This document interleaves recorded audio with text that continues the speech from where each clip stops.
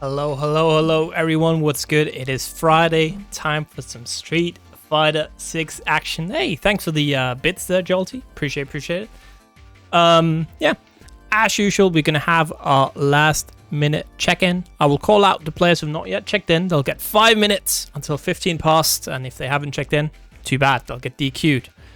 I'll also go over if you have any questions, stuff like that. Again, we have 5 minutes for that. So without further ado, I need a Dragon Warrior to check in. I need a Dudakov to check in. I need J-Jar to check in. I need Barbus Nuclearis to check in.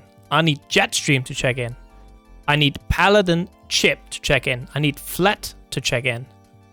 I need Martian Eater to check in. I need the Demonicious, Jesus Christ, to check in. And I need the Vigilante to check in.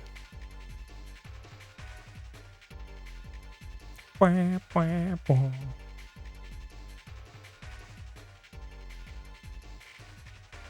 need to check in too, true. I just signed up. So the reason why I'm signing up here is because I can show you this.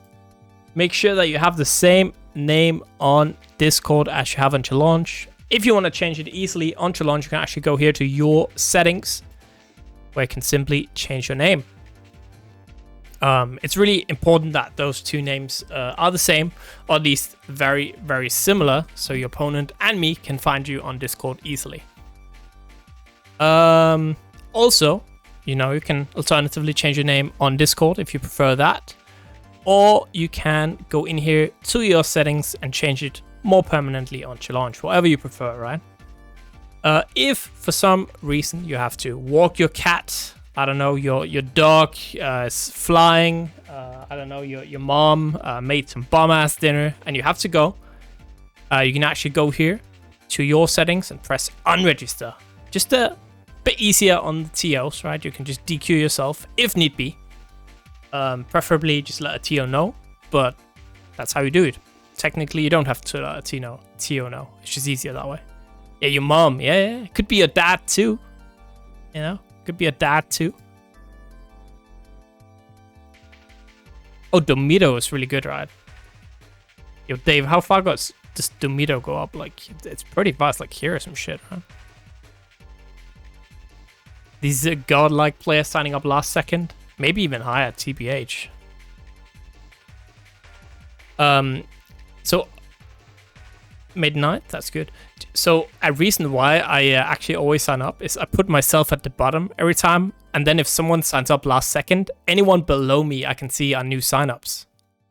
Gigabrain, right? So if someone, just like Domitto, signs up, I'll always notice because I look at myself, anyone below me, they're new.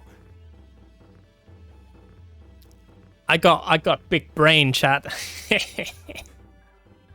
Alright. We still need Dragon Warrior, Dudakov. I don't believe they could make it, yeah. So we need J-Jar, Barbus Nuclearis. We need Jetstream. We need Paladin Chip. We need Flat. We need Martian Eater, the Demonicious, and the Vigilante. You in Campan? I can check in the bracket. Let me see. Ampen? No, you're good.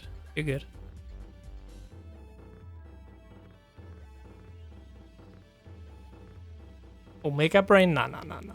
No. It's a good condition. Also,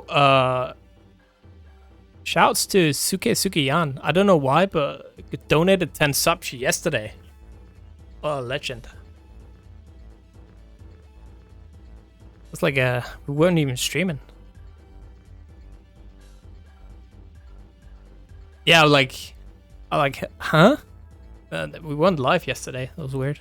But hella appreciate it. Might just wanna run under the radar. I appreciate that nonetheless. We're starting about 30 seconds. Once I'm pressing finalize bracket, I have to put some matches on stream. And now I remember Rexu had some requests for stream matches, but I forgot who Rexu said. Moss. Well, Moss will be later on. Yeah. You know, maybe. Who else? Banshee Bomb. I think you said. Boo. You forgot. Oh, Banshee didn't register. I see. All right. Well, we can do a Moss match. How you say we do this one, huh? You get this one. So for stream, we are gonna do Scarfed against Saman Fu. Strive match right there. Maka against HorripilationAndy. We'll do let me see. Gamle Korp against Basom. Let's do. Oh, this one could be good. Yo, Desk could be interesting actually. Good point. I don't know how Desk is in this game, but Desk very talented player, obviously. So if you have, if Desk wins, they'll be on stream. Do I have 2 matches now on this? Oh man, it's not updated. Huh? If you have the purple icon like this or the grayed out icon like this, it means you are on stream, and I will contact you when it's your turn. So if you do not, you are now allowed to play. And I hope you have a very, very good tournament run. Is this the correct one? It is. Bam! We're good to go. Remember, go to Match Arena, claim a code, please. Link is right here. It's such a fucking banger. I can't believe Rexu doesn't know Third Strike. What a literally uncultured.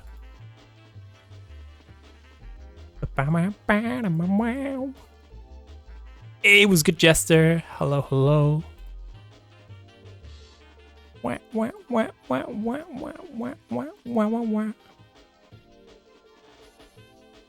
Yeah, Rexu is literally... Rexu looks like someone who's like 42, but he's actually like 16. That's a lie, he's old as fuck. He's just like a boomer somehow. Also a zoomer. Weird.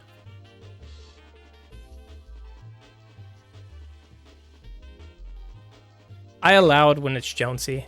Rexu not so much. Hate Rexu, love Jonesy.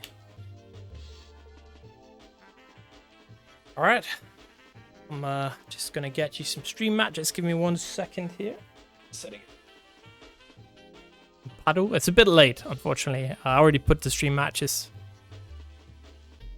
But maybe if Padu makes Tabate.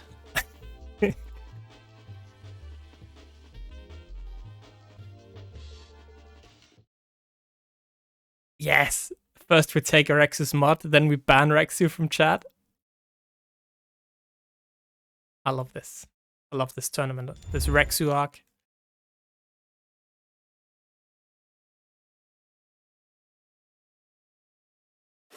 Bro, Rexu literally doesn't post anything on Rexu anyways. Like, also, Rexu doesn't post anything on Twitter anyways. Like, all he does is like and retweet horny stuff. Wait, I have to restart the game. There we go. Alright. Hello, game? Oh, there we go. Street Fighter 6. You shouldn't follow Rexu just for that reason, right? Like, that Twitter is not safe for work at all. Bro, I followed Rexu once, and it was just like, not safe for work anime stuff in my face constantly. I'll believe it, dude. Actual... Yeah, can't believe it. Hey, what's good? It's my favorite guy, Rexu. What's up? Your Twitter is good, my man. I love how the engaging FGC content you have on there. And Mastodon, of course. What is good? Hello. What's up? Oh, Mr. Zoo? Mr. Rick? I'm waiting for my timeout to finish. Oh.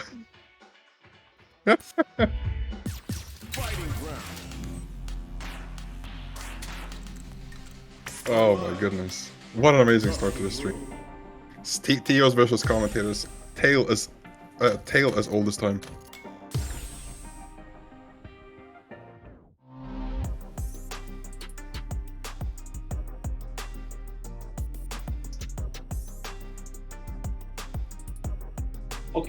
Timeout is out. Timeout is out, so I can talk. Yeah, hello everyone. Welcome to SaltyEU number 4 for Street Fighter 6. That marks the month, pretty much. Like Street Fighter 6 has been out a month, and yeah, it's been. I think it's probably been one of the best fighting game launch months in definitely in recent history. Like launch weekend was fantastic. We've had some amazing events. We've had Kumite just last weekend. Just amazing stuff. Shout outs to Big Bird for taking it with Marisa. Such an amazing tournament to watch. Yeah, sadly not a part of this tournament tonight, but still there are a lot of killers in the bracket. Exclamation mark bracket if you want to watch the players registered, but more importantly, exclamation mark match arena. Give the player some money. As you said, there are some. I mean, it's pretty stacked. I haven't been following the Street Fighter scene for the past years, Strive, of course. But I do recognize definitely some names. We have Lord Venom, of course, seed number 1, the winner of last time, if I'm not completely mistaken. We have some others like Imstilldadaddy, and then we got, of course, some Finnish people that I recognize. Jalis, a very, very good player. We have some Strive representation as well, coming from Padu, Scarfed, and stuff like that. So I'm very excited for tonight. How about you? Honestly, like looking at the bracket, we have a lot of killers. We have, as you said, Imstilldadaddy, ISDD, very, very strong Guile, and excuse me, honestly, like one of my favorite players to watch. So we're really looking forward to see how far they fare in the bracket. But there is also probably the man with, or the player with the biggest target in Europe at the moment, with Lord Venom on that JP doing bits.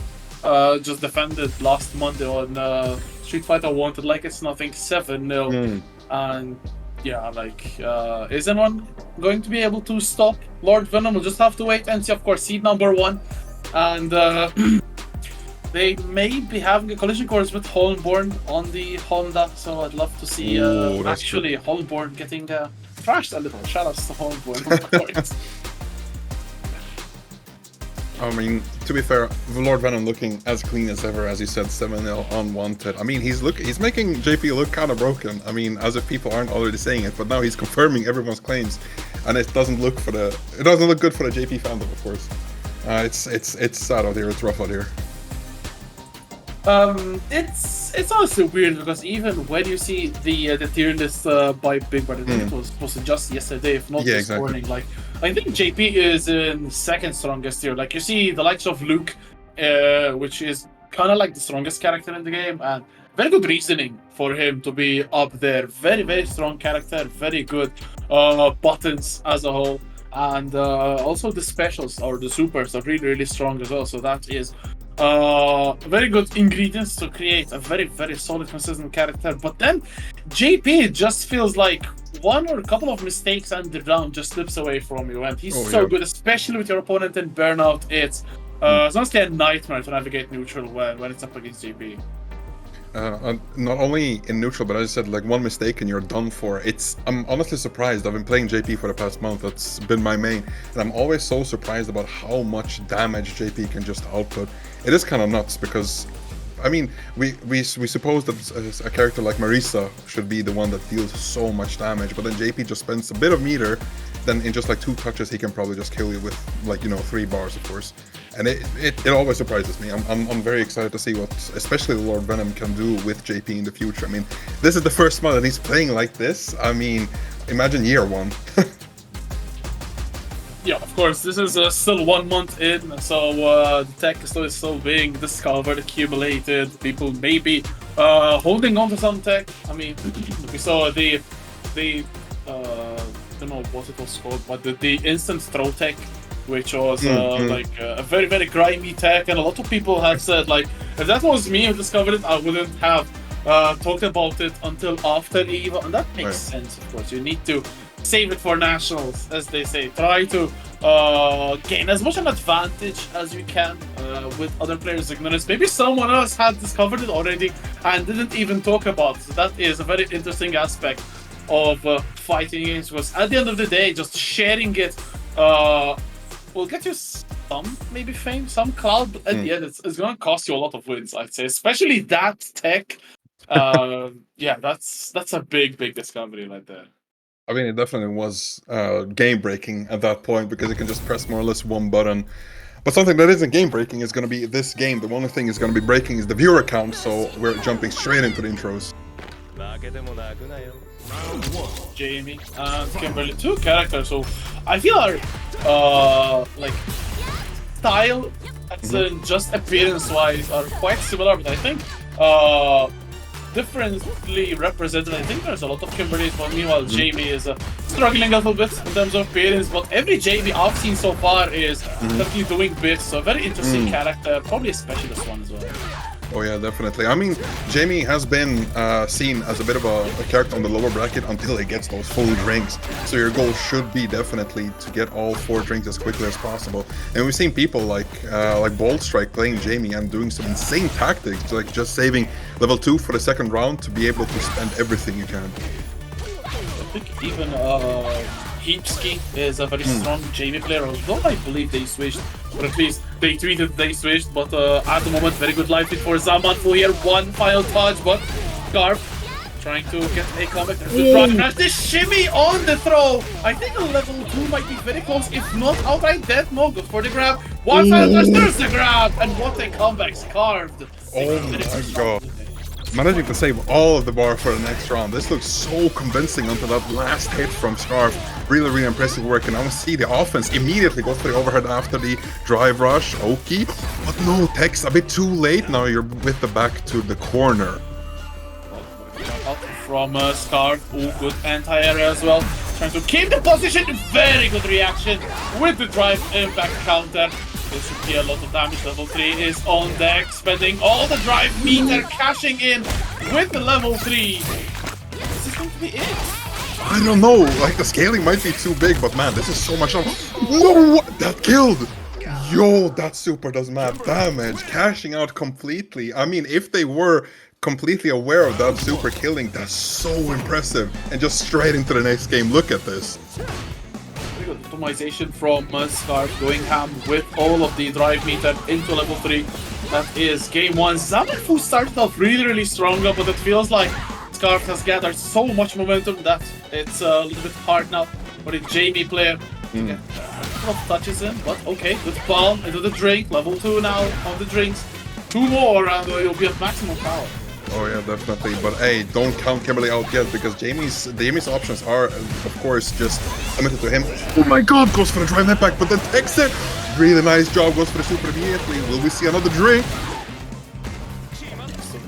Yes, there it is. One more is needed. Small life is still for Scarf, however. Oh, tries to go for a shimmy here. Sideways screen. Oh no, runs on that, and Zamanfu now gets corner positioning. Wake up super, very good block, gets the punish counter as well, full combo.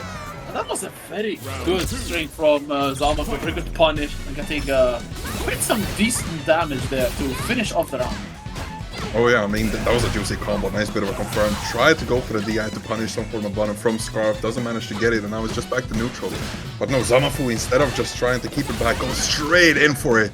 Nice job from Scarf with the drive rushes. I mean, Kimberly has been looking really clean. And the instant that Scarf had no drive meter, Zamanfu going in with the drive impact against the wall stun. More life lead for Zamanfu, but that just dissipates. All the reaction again, Scarf. Fantastic drive impact, big knee to the face. Still no super coming in though from the Kimberly player. Still more pressure against the wall. Zamanfu is in burnout, not a good position to be in with the back towards the wall. Oh, there it is! Finally, the stun is coming out. Feels like Zamanfu was only waiting for a drive impact, never coming, but then Scarf with the patience. Amazing bit of job, and then finishing it off. Maybe? Yes, sir, he does. Really good job with that optimized combo. Now, final round, Jamie versus Kimberly. Let's go. So it's now set point for Scarf here. Bracket is first to 2. Are we doing first to 3 top 8, by the way, Ace? There's a level 3 coming in from Scarf. More speed, more damage. This is a very strong spot for the Kimberly.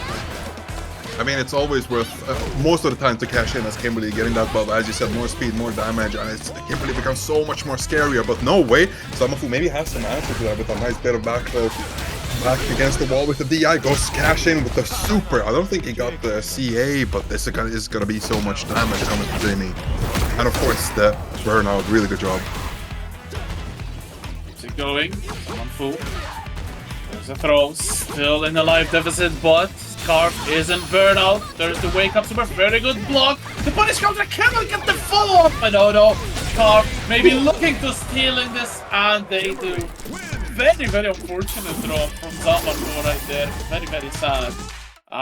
Yes, Korp gets away with the victory, 2-0 in game number 1. Very entertaining still to start things off, but yeah, very, very unfortunate there. The punish dropping, and Zangief will be dropping as well in the losers bracket. Oh yeah, absolutely unfortunate, but man, we cannot be diminishing any sort of, achievement coming out from Scarf. Really, really good job with that, Kimberly. Man, I mean, we've seen people talk about how Kimberly is in the tier list. We saw even Big Birds, as we were talking earlier. Like, Kimberly was bottom 2, if I'm not completely wrong. It was either Lily or Kimberly, but still, Kimberly is, in a lot of people's eyes, a very bad character in this game's context. But then we see people like this. I mean, Scarf, we see Shine from NA just taking Kimberly to completely new heights with that insane offense. And I'm very, very excited to see what the Kimberly players can do in the next, I don't know, few months, few years. Definitely, yours is not a doubt. I'd say Street Fighter 6 is here to stay for a long, long while. And I think Street Fighter 5 had 6 or 7 years. I think Street Fighter 5 launched in 2015. So that was a good 7 years of lifetime for the game. And I feel that with especially considering how much attention Capcom is giving to Street Fighter 6, I believe that is going to be a very good lifespan as well. Wait, I don't think this is Maka though. Is this actually Maka-esque? No way. Might have to enlighten me about who Maka is, because I haven't heard that name, unfortunately.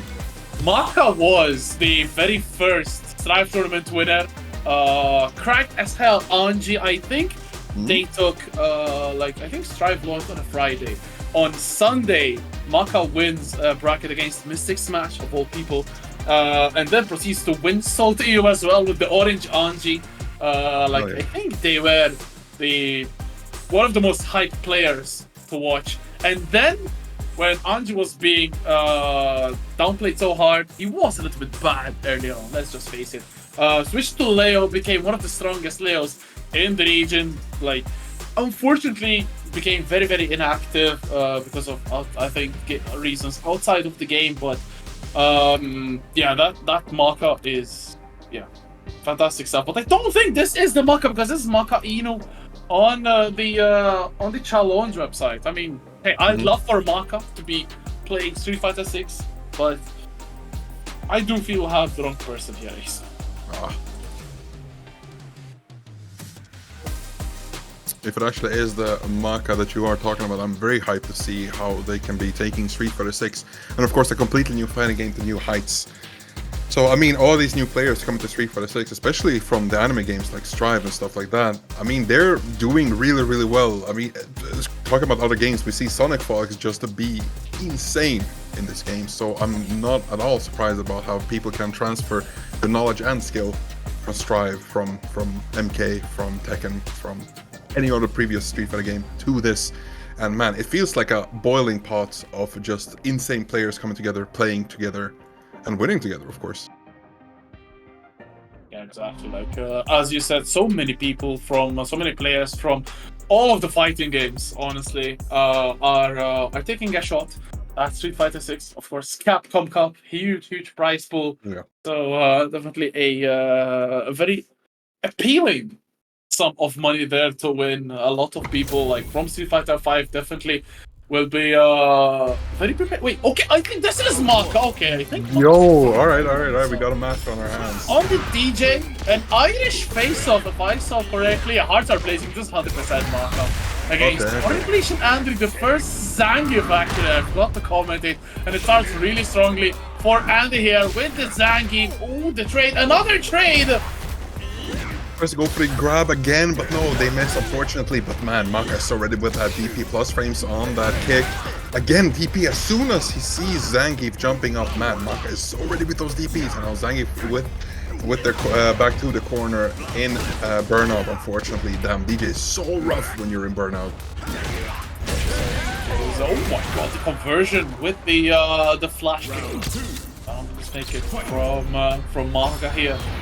Let's see how big fireball into the entire, trying to go for the drive impact here, and it will eat another chunk of damage. Very good punish counter. Can't really get a follow-up from it, but very good spacing as well. Maybe Andy is panicking a bit here. Oh, might be, but man, Zangief just needs one good hit and we're done for. I mean, those command grabs do some insane damage, even more than a Street Fighter 5. Oh, just tries to go for it, but Maka is ready with that sweep. Nice job with the knockdown after the grab. Drive rush in, the goofy DJ. Man, the reactions. Drive impact straight to death. Maka enjoying some of those young reactions, as they say. I think Maka's like 19 or 20 years old, so that is another prodigy from the UK, man. They don't stop. Like, we had washed up players like Jester, but then we have Mystic Smash and Maka for an insane anti-game. Oh, lots of drive beat that are used by Maka, overwhelming Andy with Omen's another fantastic reaction on the drive impact. And could this kill with level 1? No. No, but it goes for the OK instead. Plus frames on that EX fireball. Oh my god. Calls out the button that Zangief was throwing out with a low light punch. Really good job. And now we're going to the potentially last round for the Zangief, unfortunately. But the Reinhardt connects. From Andy here. First time in as likely. But oh my god, this Maka into the super. Another big punish. Andy is going for so much of these throws, and most of them are being punished really badly, or like really efficiently rather, by Maka. Another throw, another sweep, another drive impact. So much routine, so much reruns, and Maka still on point. One final touch could be enough. Tries to mash away, but interrupted. There's a level 3. It is all too late. Maka very dominant, 2-0 here. Oh man, I mean, I felt that last year was a Hail Mary, very worth to go for, especially since it is, I think, frame 1 grab after the Super Flash. But Maka was ready with the jump and, of course, finished the game off in a clean way. Very good job from both of these players. We saw some Zangief hype with that bear hug, and I'm very hyped to see even more Zangief, because that character in this game, man oh man, it is very fun.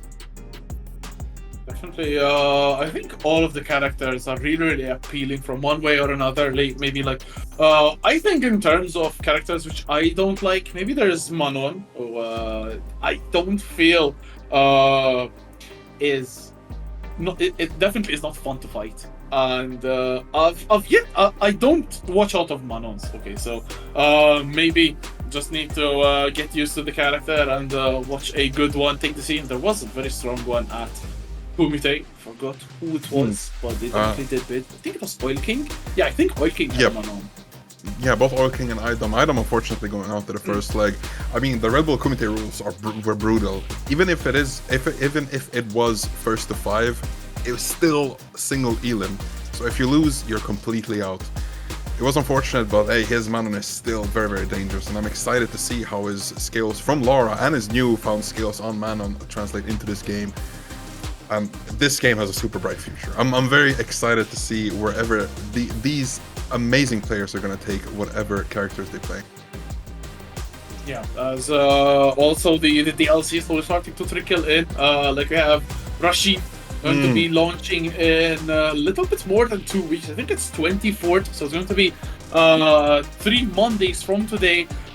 Still need to see if Rashid will actually be EVO legal, so that's going to be a big question, I think, on the EVO staff to determine whether the new character will be or not available to pick. That would be just less than 2 weeks for a character, and the rule is generally 2 weeks of not being able to pick. So I think in fairness, Rashid should not be legal at EVO. Well, I think a lot of people will be sad about it, but I do feel that is the most fair course of action in this situation.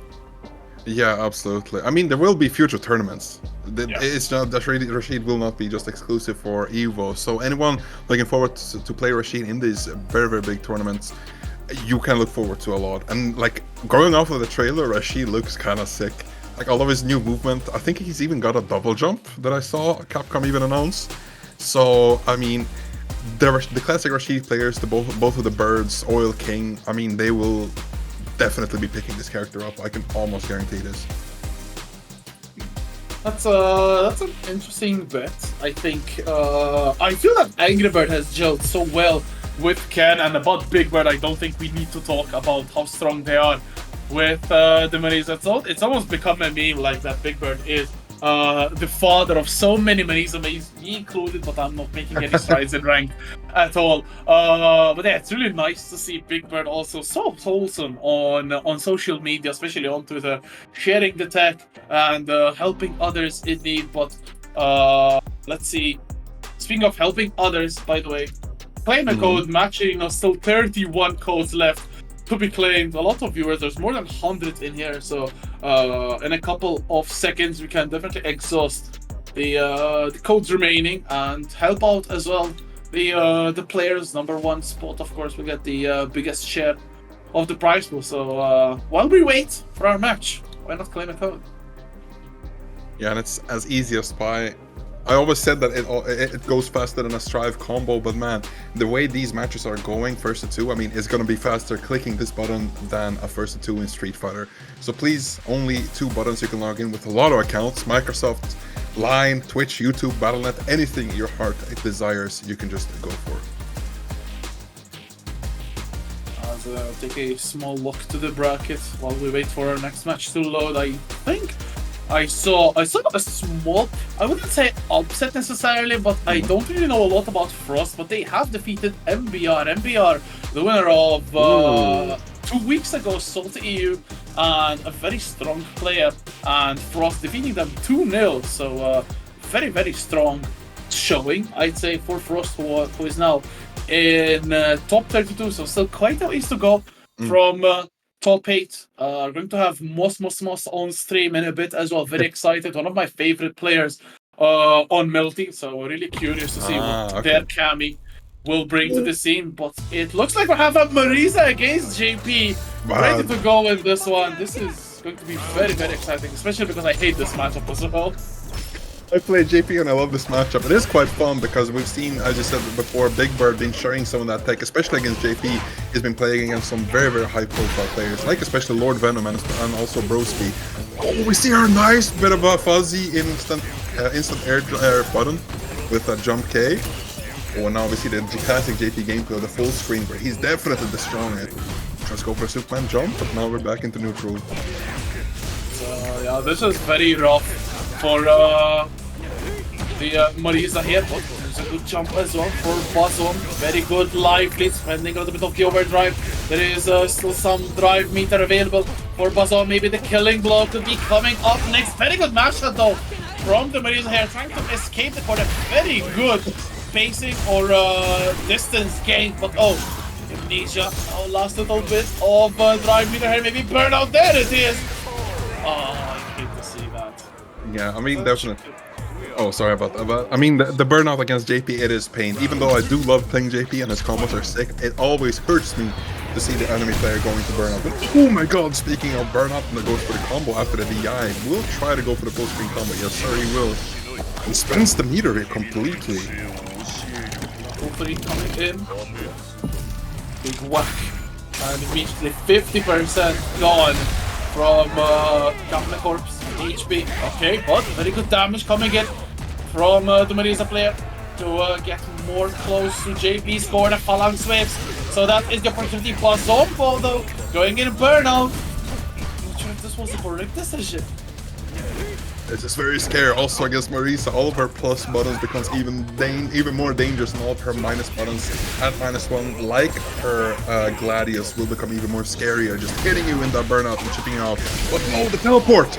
Oh my god, Basom was ready for any sort of button that Marisa will throw out. Teleports and finishes the round off in old ice-cold fashion. Very, very interesting from Basom. They're so patient, waiting for the drive meter to restore, and Gamle was not able to do anything. So very, very composed game plan from Basom here, and Gamle is in a very tough pickle here. Ooh, that EX portal in the air, man, that's so good. Tries to go for the anti-DI, but unfortunately doesn't manage to get it. Ooh, that's a fair amount of damage and you're in burnout against Marisa, so don't press anything wrong, or else your whole life might just disappear. It's green, the trade, favoring probably Basom because there's still more distance between them. One final poke should be enough here. There's a teleport below into bottom, the mid bottom there. And Basom now immediately on set point. JP just cleaned the clothes. Man, okay, JP is very hateful to fight, but he is dribbling. Oh my god, man, especially his alternate costume. As soon as I saw it, I was like, yeah, this is gonna definitely be my main. I do love the dandy destroyers, the big guys with the cane, the suit, clean, and especially this command grab. Look at that. I mean, it is kind of devious how they just gave him a projectile command grab as well, just to mix it in a bit more. But he is definitely a trickster, as we saw. Might this be it with the super? Here it is. Gamle Korp definitely knows how this ends. In ruin and in losers bracket. Oof. Because Basom a very dominant 4 rounds in a row, giving no chance to the Marisa. That outro is so sick. And so the first time I saw it, I was like, what? But then he just goes over and walks away. Man, he's like, I could, but I won't. Just to not get the shoes dirty. I mean, those shoes immaculate, and not a single speck of dust on that man's body. And that hair, not a lock, a centimeter, a millimeter off. But man, what is a millimeter off might just be the next match. So who do we have next? I think, spying the bracket, I think we should have Senor Power against Deskmenu. So I think Ace will be very happy with this because they definitely show that they wanted to watch Deskmenu. I think Deskmenu had a very strong glow in Tekken 7, slowly kind of dwindled, went into Strive, and then not sure what happened. I'm not sure if they tried to focus on Tekken, tried to get a break from fighting games. The important part is they are back, and they look like they are back with a vengeance and looking to make bigger waves in this bracket. Let's see how they will fare. Let's see who they play actually in Street Fighter 6. I'm very curious to see. I think they played Soul as well in Strive, so maybe wouldn't be surprised if we saw a Ryu or a Ken here. Oh, we see. Yeah, exactly. I mean, hey, here it is. Just as I called it, a Ken with the Deskmenu name, Master Rank, of course. And I'm not surprised with that description you just gave of the person Deskmenu. So, very, very hyped. I mean, looking at this bracket, I mean, this is going very, very fast. Yeah, so I think it's so weird because, like, with Street Fighter 5, you're used to seeing, like, rounds that last 40-50 seconds, and then you have Street Fighter 6 where a round is boom and done. Like, the damage in Street Fighter 6 damage output is definitely I wouldn't say on par with Strive, but rounds definitely feel more close to Strive than to other Street Fighters or other 2D games, because rounds can go by in a flash. Like, I think 20 seconds is the average round length of matches I've seen on Street Fighter 6, which is not long at all. I think I'm not sure what the direction Capcom wants to have with 6. Definitely much more aggressive, much more active players in the game. But then again, I haven't really been in the Street Fighter scene, so I cannot really determine what direction the game is going. Maybe it will slow down as games go by, as months go by. But for now, it looks very, very aggressive here. I mean, in the pace it's going with all the tournaments just being that fast. I've seen people on Twitter just talking about how tournaments, especially, I think it was at CEO, where the TOs just told, or the organizers told the Street Fighter 6 TOs that just please slow it down. It's going, the brackets are going way too fast. And I think Capcom are definitely aware of how fast this can go. And of course, I mean, just look at Salty. I'm seeing 2 0s, 2 1s everywhere. And I think it's gonna be moving on to like first to 3, even in the pools. I mean, it wouldn't hurt just to try, right? Yeah, I think the issue with that is then to find the correct balance. I think the way it's currently being done with first to 2 for all the way until top 8 and then first to 3, all of top 8 feels balanced, but then some strong players may end up not making top 8 because of the volatility of first to 2. At the end of the day, I think this was the same case exactly with early Strive. Early Strive was first to 2. Like, the first EVO online was first to 2, and a lot of criticism was actually given about the game, and then it was made first to 3 in all official tournaments. So I think it's still quite early, even if it's still already a month in to determine what tournament to go. But yeah, this is a lore matchup here. Ken against Ryu, Deskmenu on the Ken, Senor Power on the Ryu, and already Senor Power in burnout. Oh, nice bit of offense with the Dragon Lord, going for a massive plus frames. Nice bit of a reset and then goes for the stun. Man, this was so fast. That's going for the hyper aggression, Ken, as you should, because this character has been given so many tools. Oh, and the deep jump heavy punch. This doesn't kill, doesn't spend it for one level meter, or sorry, super close, but still the plus frames with that Dragon Lash. Man, that move is so ambiguous to her to punish. The drive rush from Senor Power here, living on the last little bit of life. Oh, this shimmy, and this should be the round. Oh. Yes, sure you can right there. Like, very good comeback here. Senor Power definitely looking like the most balanced set we've had in the tournament so far. Oh man, but now you got the corner, and then the classic, the EXDP coming from Ken. Both of these characters, of course, having available to them that EXDP that is so crucial in the defense of any character. I mean, this matchup, I don't really know. It is a classic matchup, but then it just gets so much different in every single installment of Street Fighter.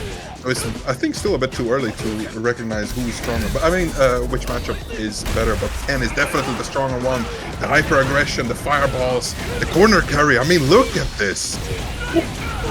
Sexy combos here coming in from Deskmenu, spending the super there to get some more extra damage. The challenge from Senor Power, who is very slowly going to die here. Very good intercept from Deskmenu heading into the final round of game number 1. As we said, very balanced one. A weird chunk here for Deskmenu. Good DP from Senor Power here. And stuck in mid screen though. Very back and forth action, although now Senor Power backing a little bit. Needs to start getting some distance going their way, otherwise they'll be ending up cornered by Deskmenu. Very good DP, another one. And then we go to the mid-screen, Ryu going for that classic Ryu gameplay of the fireballs, and then going for the drive rush, which is available, of course, to everyone. But now Ken is on the offense right here. Nice bit of a check with that low light punch. Now mid-screen, let's see what they do. It's a bit of a neutral, but then Ryu can do so much damage. He has level 3 available, and yes, spend it all. This is definitely death. Oh, this animation is so vicious, man. They not just the punch, like literally in the throat, but the second one, so much power. Like, it makes me physically cringe. Like, I imagine it being done to me, and like it feels very painful. Like, definitely big shout outs to whoever worked on the animation. Definitely. Oh yeah. I mean, they're definitely showing off that RE engine to its fullest. I mean, when he holds that fist, as you said, the second hit, he's like charging it up 100% and then hits you completely with his full power in the stomach. And those animations are so sick. You can feel every single second and every single hit. Man, speaking of hits, look at this neutral, just DP, EX. Here, finishing off with the DP, and now corner situation. Does not go for a low DP there. Maybe he was a little bit afraid that Senor Power would be landing there. This hand though, there it is, the entire DP. But very good Albert here from Senor Power, trying to contest the offense from Deskmenu. There's the fireball. Fireball replied. Very good EXDP from Senor Power here, charging a little bit. Maybe the powered fireball may help escape from this corner. Oh, does not get the follow-up, but still Deskmenu able to close the round down. Man, all these rounds are so close. Like, even though Ken is like arguably he is the strong character. I mean, Senor Power is doing some work with Ryu, showing off how much damage Ryu can do, and all those hit confirms are so clean. Now we're gonna see some offense from Ken with those general kicks. Goes for the overhead minus after Senor Power blocks those. Real nice job out of the corner, but you're still in Ken's offense. Oh man, those drive rushes have been insane this match.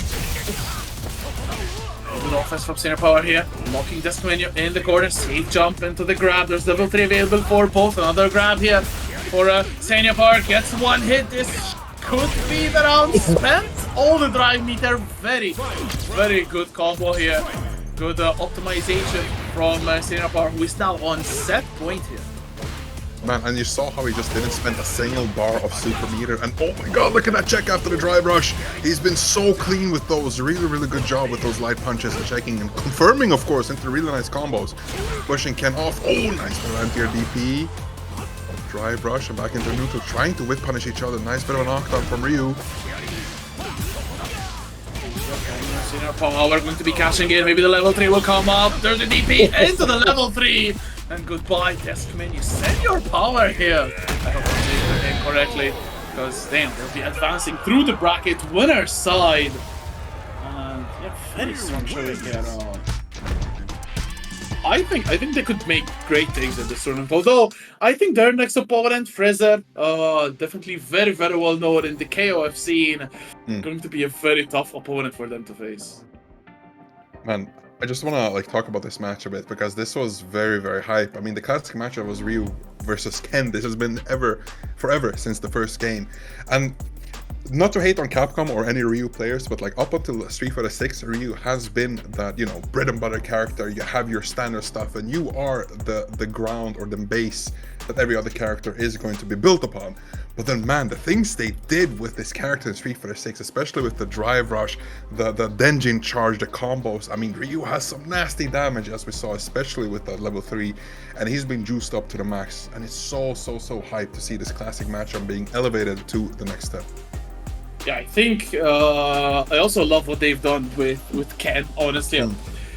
Homo appearance aside, I think Ken has some of the best animations in the game. His level 3 is so sick. The critical R, like even after the show, you can sit down and shut up. Yes. That's so hype, man. Imagine being able to scream it in your opponent's face as you land the killing blow. Oh my god, like, yeah, every single character is so meaty. Ryu keeping that base level and elevating to the next step, and then Ken just honestly being kind of a new character, has some of those recognizable things like a Hadouken, Tatsu, and Shoryu, but then taking that hyper offense to the next level. And we've seen, I mean, those animations are insane. Juri kicks, the frosting on the cake, and then Dragon Lash with those plus frames, catching opponent off guard with a +1, I think. Man, I mean, I'm just getting more and more hype for every single match, and this was the perfect showcase of what these both characters have become in this game.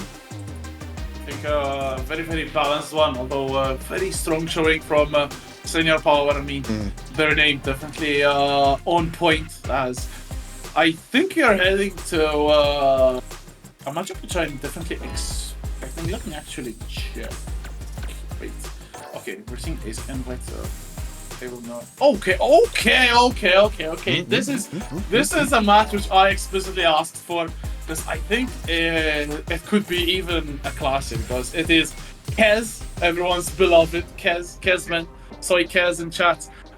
Against ISDD, Imstilldadaddy. I think okay, there's Akainu who made an incredible performance at Kumite, but ISDD, I think one of the most scary Guile players out there, probably not even in just EMEA, in the whole wide world. I really love to see ISD compete in other C's tournament. Also Khez, if I'm not mistaken, got second at Hessen Crash Street Fighter 6. So I'm very looking forward to this. Khez with the Juri as well. Juri, call her what you want. Yeah. A very strong character as well. I mean, both of these characters have been agreed to be top tier, at least this early, unless we do find some insane counterplay to these characters. But man, as you said, ISDD super scary. I mean, even from 5, whenever he gets fired up, you should be, I mean, watching your back, because man, that Guile can do some work, especially here when you've seen Guile do some insanely offensive stuff, like when you're not kind of used to that gameplay. I mean, I think ISDD has the perfect Guile for this game, so I'm very excited. This is probably, I mean, of course, it's going to be my first game commentating him, and I've watched a bit of ISDD, especially in Street Fighter 6, and I'm very excited. Yeah, ISDD has been making waves in ICFC. I believe that's like 4 top 8s out of 4, or at least they made top 8 in every single ICFC that they've participated in. So surely a player to keep your eyes on, especially if you main Guile. And likewise goes for the Yuri mains to watch on Khez. There's the first of, I'm sure, many flash kicks about to come Khez's way, but Khez some very good damage here. Gets a lifeline, but there's the flash kick again, and sonic booms is the way for ISDD. And another flash kick, of course, is going to be the best tools for Guile's victory. Oh my god, you see this Guile crouching there mid-screen, has shot a sonic boom like 5 seconds ago, just waiting for you to jump, and ISDD is super good at that, as we see. A few, 3 flash kicks hitting that anti-air of Khez. But man, Khez has pushed ISDD to the corner, but never mind. ISDD, really good job at pushing Khez out of the corner and is claiming some ground for himself. But ooh, watch out! The burnout just barely managing to block the DI. BBs from Khez though, similar life. Oh, the drive impact just in time to block from ISDD. There's the overhead, but there's the level 1 from Khez. Not enough to kill, but very tight on life. Another level 1, there's chip out! Khez! Okay, Khez super smart right there. Very good round. Keeping believing up until the end. And that is something also noticed with ISD. They put themselves into burnout almost every single round that they played. I don't know if it's to bait opponents to coming in and then capitalize on that with flash kick against the heightened aggressiveness, but yeah, something very weird about ISD, or particular I'd say, but definitely nothing particular about this round. Khez with already a 60% life lead here. Don't count ISDD completely out yet. He's got the meter advantage. Oh no, but speaking, just as I say that, a DI connects and you're with your back against the corner, and just one more hit you're gonna be away. But oh, the flash kick connects. Really good job. Oh, watch out for the burnout. Nice job, and he's gonna spend the meter completed. It's gonna do so much damage, especially with the CA. To be almost evening up the life situation. And now Khez is in burnout. Oh, it was so comfortable for ISD to hold the ground and then just unleash couple of Sunny Booms, final flash kicks, and we're heading to a final round, game number 1. Khez though with a 2-bar meter advantage, but very increased drive usage here from Khez. There's a dive kick. Oh, look at that offense, going for the drive rushes in the resets. I've seen so many guys be so offensive. Just as you said, going for the spending meter tactic. And it feels like it is a fairly valid tactic to go for, because Guile does have some very good tools outside of his meter spending. I mean, those anti-air flash kicks are really good. Speaking of flash kicks, getting blocked by Khez and going to the full combo. Look at this punish though. Oh, okay, I think he's dead. Going for the cheeky drive impact reset at the wall, spending the level 3. Then slamming to the ground. Game number 1. Going to Khez. Very good game 1 here. Very balanced. As you said as well, Guile has super strong tools, not just on the offensive side, but defensive play. I think Guile's defense could be even stronger than the offense, but speaking of offense, there's a combo coming in, and Khez will already be at the wall. So much damage as well, with barely any meter and some drive spent here. Yo man, I was just about to say, oh look at that air throw. Guile does have that together with some other characters in this game, and man, ISDD is super good at the awareness, just keeping the opponent in the corner. But no, Khez just immediately getting the hit confirmed. Ooh, a bit of a back and forth and the neutral here in the mid screen, but man, oh man, the low medium kick finishing Juri off. Amazing work for ISDD, keeping that pressure on for the whole round. Tries to go for again the air throw, but doesn't manage to connect it. From Khez, has to rebound from a very solid round from ISDD, and immediately spends the level 2, I think it is. Goes for also the install, forcing ISDD in the corner. No escape here for the Guile player. Very good damage from Khez, ending with the DP, and another touch, maybe the final one here. Could be the round, gets a throw, cannot get the punish counter, but still is able to close it out. Moves on to set point to send ISDD into loser's side.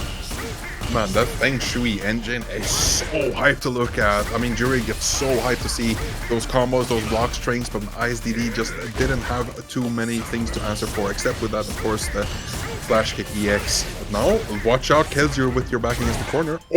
Oh, don't do that! He has the crouching Guile, he has the charge ready every single second of the match, especially with someone on ISDD's caliber. Wow, this feels like a platform, and again, ISDD, very good flash kick.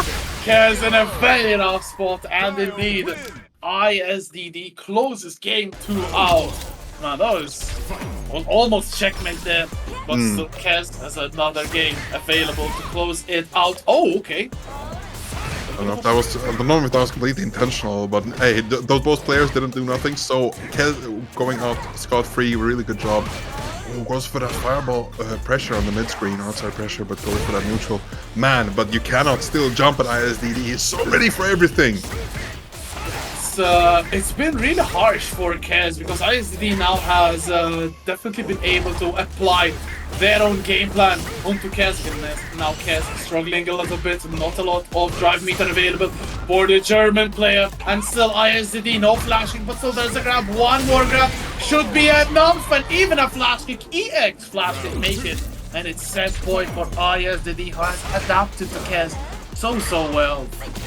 Oh, but oh my god, I was about to say don't count Khez out yet, but man, ISDD just surgically placing those I was about to say, nah, was that the counterplay? But managed to get hit by that slow-moving fireball, and now it's Kez's game. No, managed to jump out as ISDD, back to a bit of a neutral. Oh, goes for the drive rush with that extended pressure. Both of these characters feel very meter hungry, especially how both of these players are playing them. I mean, ISDD, as you said earlier, just going for that burnout almost immediately, going for a very meter heavy game plan. But hey, it's working so far. Definitely maximizing the damage as well on those flashes, but now you're in burnout. As we said, time and time again, Khez has the critical art ready. Critical art could definitely be enough, and there it is, spent. Don't think the scaling will affect it as much. Next to it will definitely tell us, okay, you are definitely dead. But huge meter disadvantage for Khez heading into the final game, final round of this one.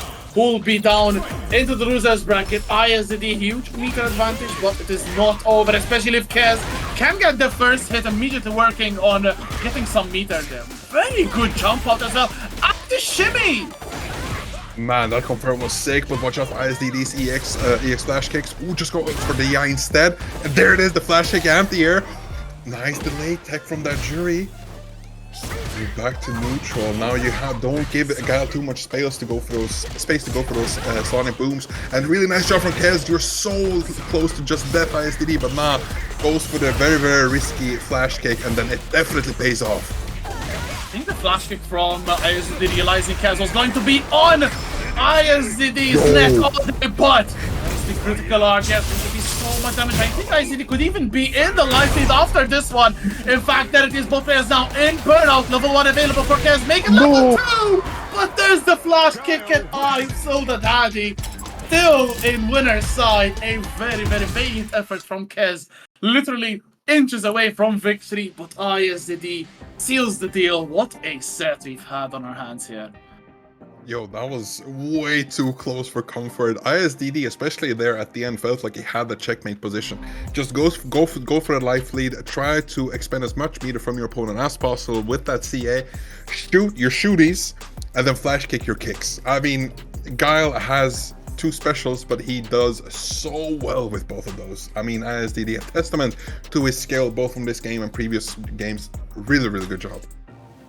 100%. I'd say the best set we've had in the tournament today so far, and a contender for one of the best sets we've had before top 8 in the SaltyEU Street Fighter 6. But I'm very looking forward. I've said it before and I'll say it again. Very looking forward to see mossmossmoss with the Cammy. I've seen some of the streams from Moss, who has been trying out a couple of different characters. I think I've seen them also play a little bit of Marisa, realized that the character was not for them, so went back to the Cammy. And Cammy, I think, was on a lot of players' thoughts, I think, because solid character, one of the best, I think, in the mobility in Street Fighter 6. Has a dive kick, has pretty much every single tool I think you can want, except the command grab, if I'm not mistaken. But still, very solid character. With the confirm, with the full screen invul super, can make projectiles really not useless, but I'd say very scary to go for. Especially, I think that is one of the biggest strengths of Cammy against JP, perhaps. So very curious to see where mossmossmoss goes, but I think pshuuu, I think the P is silent, so pshuuu, okay. Very strong opponent in that regard as well. Has made a couple of ICFC top 8s, if I'm not mistaken. So Not very familiar. I have to admit, I don't even remember who they play. If I'm not mistaken, JP, but still very entertaining matchup. It is top 16, top 32, qualified to top 16. The winner will face Domitto as well. So yeah, very interesting matchup we have here. Oh, but then I see on stream it's going to be Lord Venom versus Frost in the future. Man, that matchup is going to be interesting. But just as you said, I mean, Cammy, I have a bit of an intimate relationship with Cammy, in the bad way, of course. But man, oh man, that character goes on my nerves, especially as a JP player. And so it's going to be interesting to see if pshuuu actually plays JP. Take some notes. I mean, this is top 32 in Salty, but no, goes for the Marisa. Okay, I like this. So I like pshuuu's character, but I like mossmossmoss as a player, so very interesting. I love the color as well. On most the first time I think I've seen orange Cammy to say really well, but we are in the middle of the action. There's a trade favoring no one. 10 seconds have gone on the clock, and Marisa with the damage output. I think this is a huge contrast of these two characters. Cammy, okay, with her Optimus she can do loads of damage, but her normal combos just like this, her confirms, don't do that much. Marisa on the other hand, she'll make you cry with one single touch. I mean, as you said, it definitely a big contrast. We've already seen 68 on the clock. Oh, just 2 confirms from Cammy, doing half of Marisa's HP. But no, don't count Marisa out yet. Look at this damage just from a few stray hits. Nice bit of a fully charged Gladius. Yeah, this is rough. And with Marisa into the corner, it's not going to be easy for Moss to escape. Oh, the shimmy can't really get the punish on time. Good confirm for pshuuu. Goes for the overhead. The defense from mossmossmoss just yet. Goes for the low. Into the drive rush. No meter spending just yet. Oh, and now very, very good stance there. The no, not Phalanx, that's the Superman. But anyway, the shield. Let's say shield.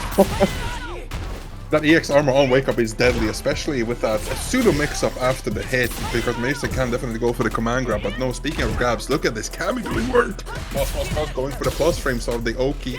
Nice delay tech, getting out of Cammy's pressure just momentarily. Watch out for that big punish counter. Big damage, yes sir. Jump gets hit by it, but doesn't get a follow-up. Still big life lead for mossmossmoss here. Critical art available for the Marisa. Oh no! Gets hit by the fully charged Gladius, and Moss says goodbye to a chunk of their own HP. Level 3 available for Moss. Still just the same.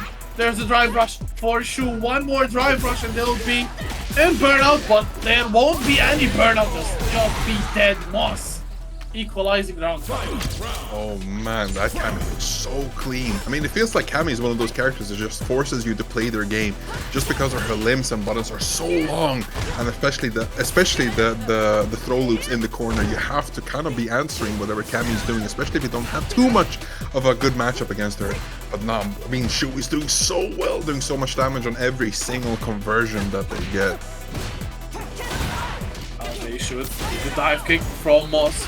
All confirmed there. Ooh, gets the crouching heavy punch.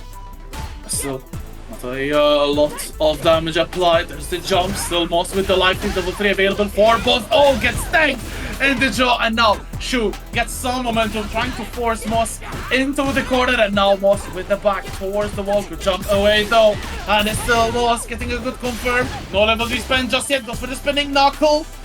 Not punished on the stance as well. Oh, but watch out now, Cammy's in burnout again. He's a very scary position, but no! The short confirm into the oh no, into this level 3 super, and this definitely will kill. Doesn't matter, scaling, no scaling, you're dead. Stuff there from Moss. You could see how badly Moss wanted it. Small confirms, small buttons. I think they tried to buffer the super a couple of times there, but luckily still able to get it off. What a throw take. For pshuuu, trying to slow down the offense from Moss, who's slowly but surely gaining a lot of momentum. But double phalanx here. Look at the distance that Marisa is able to travel with an armored move there. Good EX dive kick, and Moss just like that gains the space into their favor.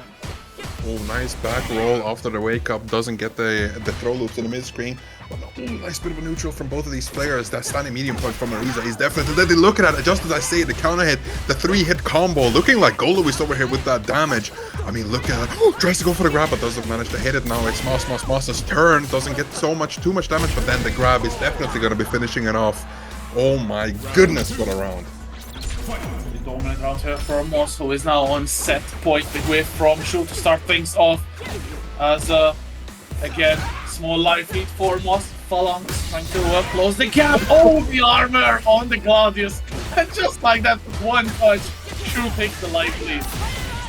I mean, it's so scary to be standing there as Marisa is charging her, oh my god, her charged, Gladius. But now after a quick back and forth with those back throws, just back into the mid screen, plus frames off of the die kick. Oh, nice bit of a check! The counter hit and the super is gonna connect, and now you're so dangerously close to death, even if this doesn't kill. And then of course Marisa does get the corner position with this super. Really good job. Enemy so much. Where is he going? Dead! Very good command grab from pshuuu, the first time hitting so much damage, and it's final game, final round. No. Moss, yes. It's set point still for Moss. Yes, definitely. But man, tries to bait a wake up DP. Oh, just gonna spend everything! All of that meter going fully into damage. Safe jump! Oh, no, doesn't manage to confirm it fully. No anti-air, unfortunately. Oh my god, just tries to stay with the kicks. Oh no, now it's Cammy's turn. Jump still, but Moss was still alive. There is no drive meter for pshuuu to counter the drive impact. So Moss goes for another one, gets the stun, fully charged. And now this should be very good damage. Will we go for the critical art? No, try to go for the final cover. Come now, Moss. This should be the critical art. There it is. What a confirm.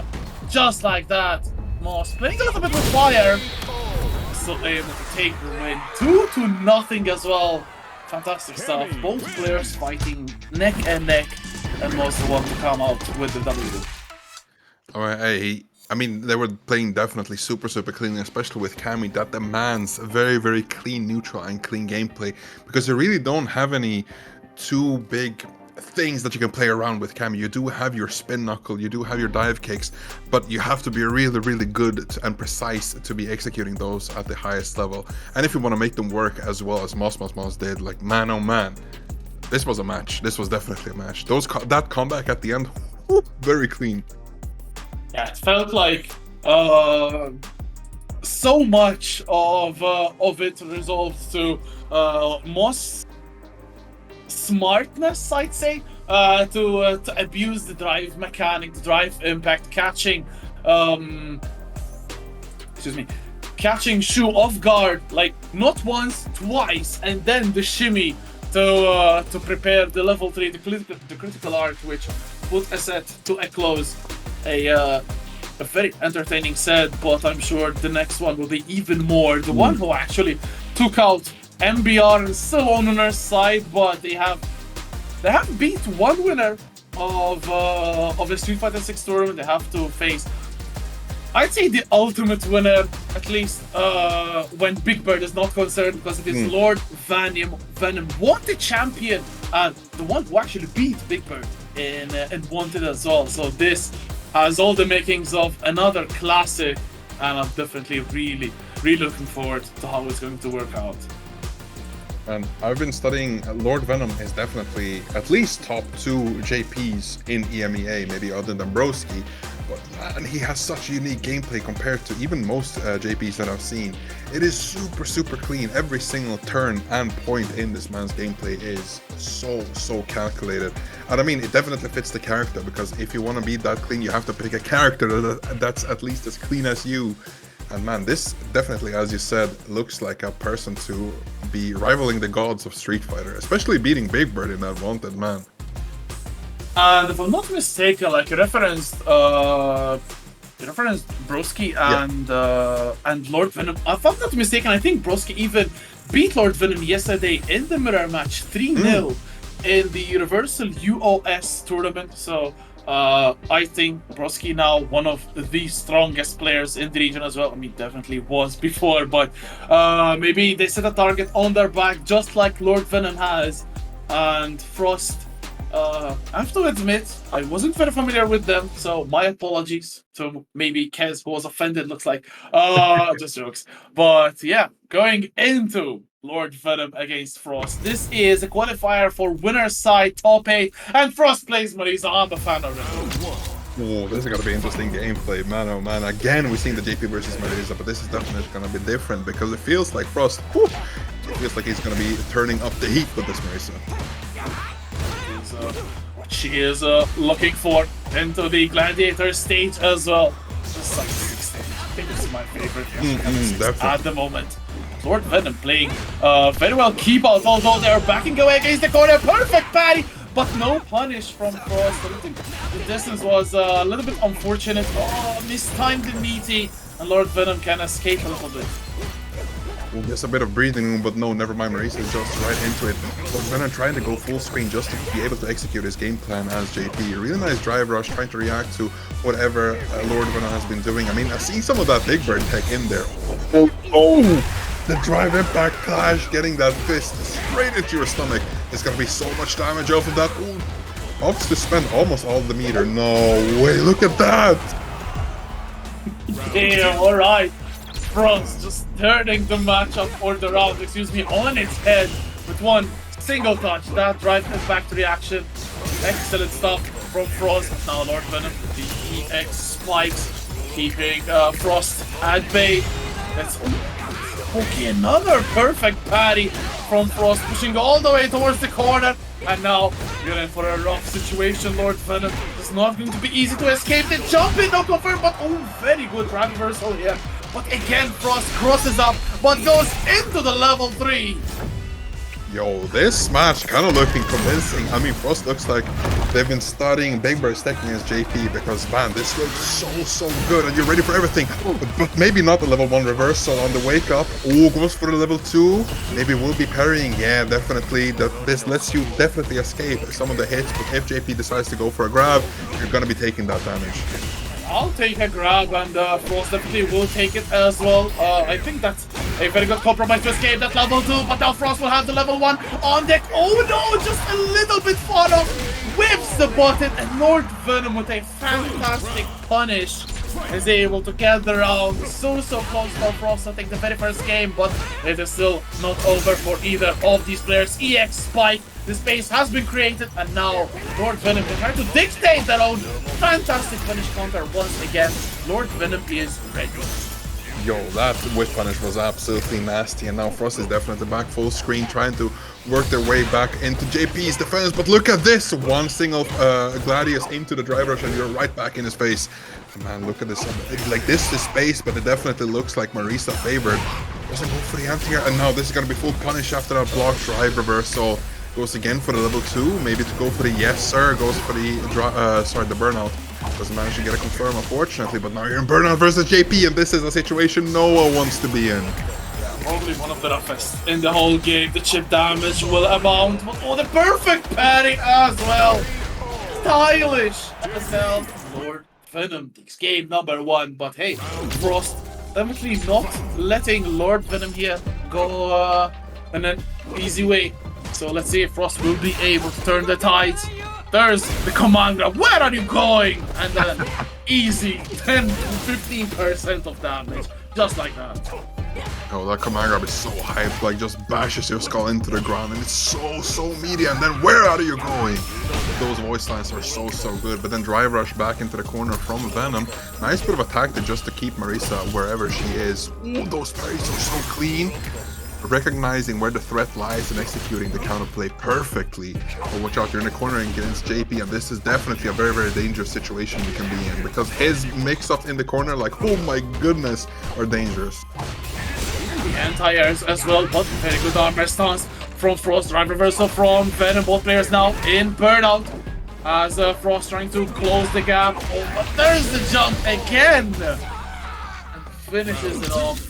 Lord Venom now on set point to be a little bit iffy for Frost. Very good throw tech, and a lot of separation has been created. Does not punish the whiff, but still Frost will push Lord Venom into the corner. Very good air button. The drive impact, no counter, but Frost is able to block. Lord Venom, even in the close range where Marisa definitely wants to be. I mean, it feels like he's steering the neutral and the hits being traded. Oh, look at this! Aware of the drive gauge, goes for the stun combo immediately, and this is gonna be a lot of damage, if not kill. And watch this super. Rexu, where does this end? Ruin, of course, is going to be perfect KO for Lord Venom. Finished game 1 in style, finished game 2 with authority. Lord Venom will be the first name in today's, or the second name actually, in today's top 8, going to be facing off against mossmossmoss in just a little bit. We have our last name to complete our top 8, the matchup between Imstilldadaddy and MZA, two other top tier players in the scene at the moment. We have seen ISDD defeat Khez so close that set was. MZA, I think MZA has even won a Street Fighter 6 bracket in I'm not sure if it was SaltyEU even, but they made the upper echelon of players also from the United Emirates, so maybe getting the opportunity sometime close to be able to spar with Big Bird or Angry Bird, hopefully for them. Yeah, the talent which is coming from the Emirates is just absolutely insane. Definitely. But we're gonna turn our faces towards the next match, and it is gonna be the first match of top 8. We're gonna see Lord Venom yet again on stream. I hope you guys didn't miss him too much, because he's returning immediately, going up against mossmossmoss. And man, JP versus Cammy, this is finally happening on stream, and I'm so here for it. Even though this matchup might be a bit more painful for JP than others, I've seen so many JPs turn this matchup up on its head. I mean, if you're good enough, matchups don't matter. So I'm very excited to see what both of these characters can actually do. Yeah, that's definitely very correct. If you're good enough, I think at the highest level of the game, it stops necessarily being a character matchup and it becomes a player matchup. And I'm not sure if Moss and Lord Venom have played against each other yet. Maybe they have encountered each other on rank, but as far as tournament play goes, not sure if they have faced off against each other or what. But I do know that this is definitely going to be a spectacular matchup, as you said, as well. Cammy against JP. Two of the characters are considered very strong, and I feel that Cammy's it feels like Cammy's skill curve can only increase because how versatile the character is with her mix-up ability, with her stances ability, or the flip. I forgot what it's called again. The hooligan, I think. The hooligan, exactly. Meanwhile, JP players, maybe the fake ghost can get some optimization. Maybe some routes could get even more deadly. I mean, JP is already a scary character when it comes to damage, and I think as more optimized JP's become, it's not going to be fun facing off against them, but it is the first of our top 8 winner side. Remember, first to 3 all the way from here on out. An EX dive kick from us immediately, trying to discourage Lord Venom from sending in the fake projectiles, and even the real ones. Oh yeah, absolutely. I mean, Cammy can definitely, if any character can do it, Cammy can definitely take her way through all of JP's offense and those scary projectiles, as you say, those ghosts coming out in full swing. But man, Lord Venom already in burnout. Man, that's such a nice offense from Lord Venom, not letting Cammy do anything. And then as soon as she gets close, Lord Venom is out there, but no, mossmossmoss. Nah, never mind, parry again. Oh, that's so unfortunate. This should be death. Yes, sir, it is. A calm, cool, and collected combo after the parry. Goes round number 1 for Lord Venom. Carrying over the momentum of the top 16 matchup. Let's see if Moss can try to derail all of that aggression here for Lord Venom, although this is not looking very good. But still there's some distance between them. Go to jump in from Lord Venom, who blocks on the cross of Thursday, spinning knuckle and spiral arrow. We are working towards the corner here, but still Lord Venom so composed, even with the jump back, still retaliating, and now Moss is in burnout level 2. Neutral skip, here we go. Nah, look at that combo, full confirm, goes for a bit of a more damage than usual, spending the drive gauge Oh, but now you're still in burnout against JP, and this is so painful. Look at that chip damage accumulating, and Lord Venom isn't done with anything. But no, wait! Moss is right there, goes for a cheeky bit of a cross-up, and no, Lord Venom is ready. But now you're on the back end, stunned! Look at this combo, Cammy going all in with that hooligan overhead. Let's see, CA maybe spent, no, goes for the safe jump instead. And no, Lord Venom, he's just so ready with those lights, nice Abare. Goes for the wake up low P. And now we're going straight into the next round, or sorry, match. So fortunate for Moss, had the hit with the overhead, did not confirm it. And Lord Venom finds the perfect time to strike away 1-0 for Lord Venom, but first to 3, so maybe the longer set may benefit Moss here in the long run. Already cornered Lord Venom here in the corner, but just like that, 360, and you are out from danger. The spike saving Lord Venom again, and look at the drive meter, it's getting low. Moss getting some very good replenishment, but it's still a little bit dire here. Oh man, especially with those EX moves being blocked by... Oh no! You cannot be anti-airing with the eye, unfortunately. Now you're in burnout with the risk of getting stunned. Let's see the defense of Lord Venom if it pays out even in burnout. Don't have access to the EX spare, but man, look at that. Just goes for the neutral jump into the heavy kick. Oh, he's so clean with the defense, even in burnout, keeping very ice cold with this. And look at this! From Lord Venom here. There's not a set point, of course, first 3 stuff all the way. Very good confirmed though with the aerial spike. Spending even more of that drive meter. A lot is still available for Moss, but the damage will definitely drain it, and this will also help drain it. There's a level 3, but you're not dead, are you? Man, yo, no way that killed! JP. What? Okay, nerf JP. I don't care about any JP players that may be in this voice chat, but yeah, JP has to be there. As Lord Venom starting off game number 3 immediately side set, not just on the victory, not just on winners finals, but the whole first spot in this SaltyEU Street Fighter 6 number 4 tournament. As it's still the aggression from Lord Venom already. Moss on a third of HP, even less. There's the EX Phantom into the grab. One more touch. And another perfect KO. You can, oh my god, like how Lord Venom is playing this game, especially in that one sequence. No way! No, you cannot be doing that. The nice reaction to the diking with the DI is gonna be massive punish. Punishing the parry attempt as well, but with the crouch escapes Lord Venom's heavy kick. Oh no, look at his defense, it looks so futile, whatever you're gonna do. Oh, double one, even beat death here for Lord Venom, optimizing the combo with the drive meter, drops the follow, but it's still one touch, even a grab will do it, but Moss keeps on believing as he should. Tries to get something, gets the grab in the corner. Lord Venom is still very comfortable in the lively, but that lively is slowly getting smaller and smaller. Moss with one shimmy can get the set. Level 1 on wake up. Lord Venom with 3-0 will get into winners finals of tonight. I am so stunned. Like, I've been watching Lord Venom. I've been following this man's footsteps in those clean-ass shoes. But oh my god, I'm always surprised at how he plays. I mean, it seems like JP is the hyper-aggressive character out of these two. I mean, you would think that JP is the rushdown and not the Cammy. Look, oof, that was so rough to be playing against. That was a show of absolute warfare, I think, from Lord Venom here, schooling mossmossmoss. I'm sorry, but I think that is the perfect term. Absolute masterclass from Lord Venom here to defeat Moss in resounding fashion. 3-0.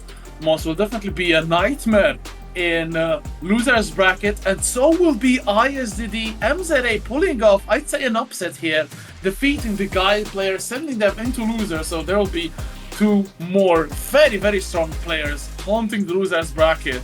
As yeah, ShadyImposter against MZA. ShadyImposter very nicely unseeded. Shoutouts to Ace. But yeah. And then with that, I think we're welcoming the next pair of very fine people that are going to be taking over me and Rekzu with commentary. Say hello, please. the next generation. It's Alpha 2. What's good? It's Street Fighter 6 and SaltyEU. I'm just Dave, and with me is the one and only Cert. How you doing, man?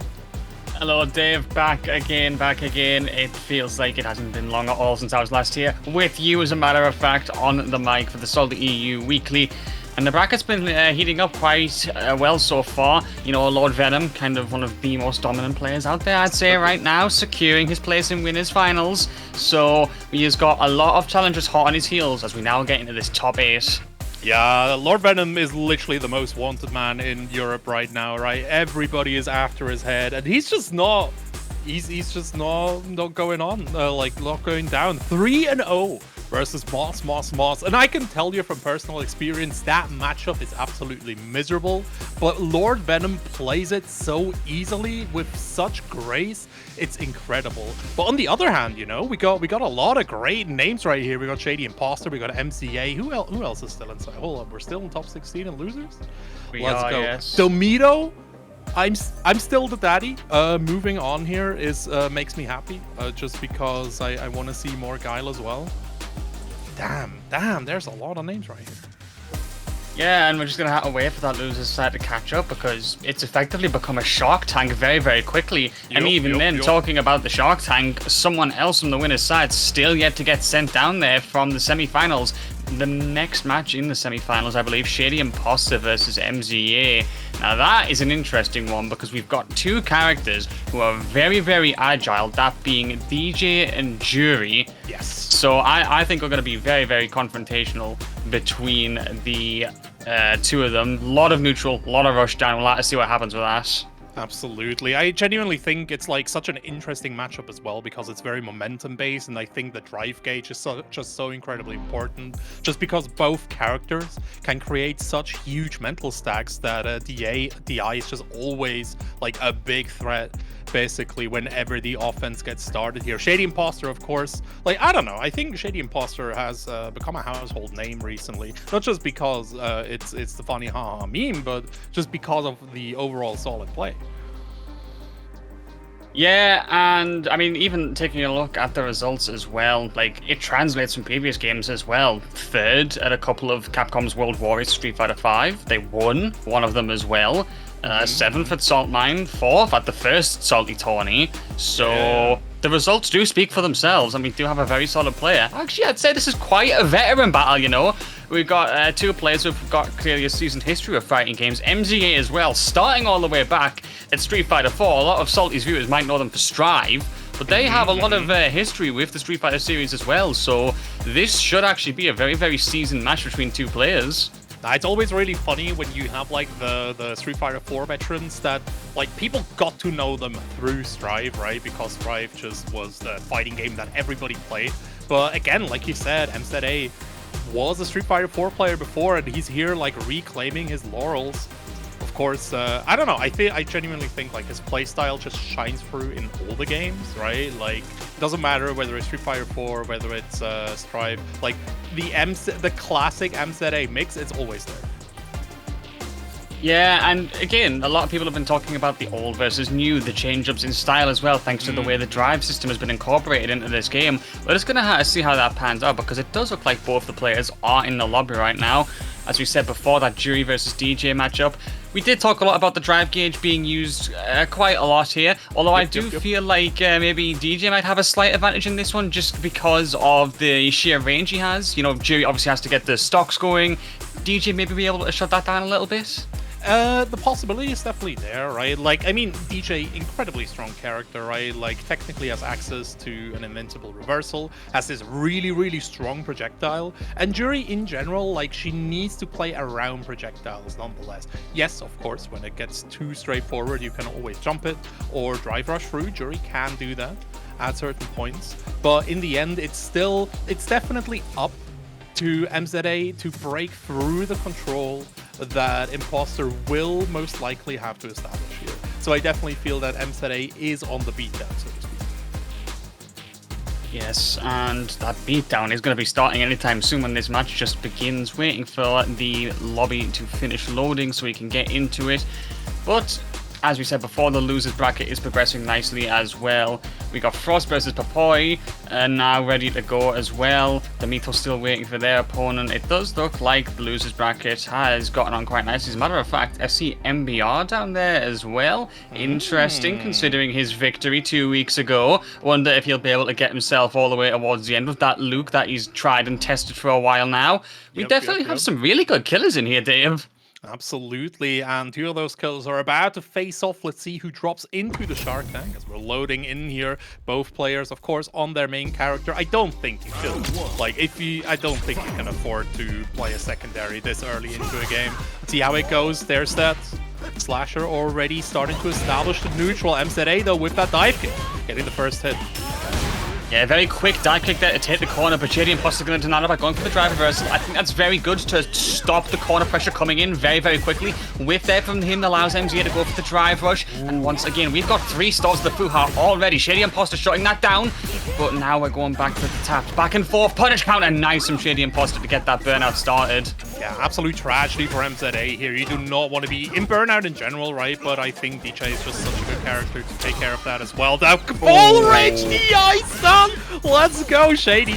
Not cashing out too much here. The shimmy, though, gonna finish it out. Never mind the drop.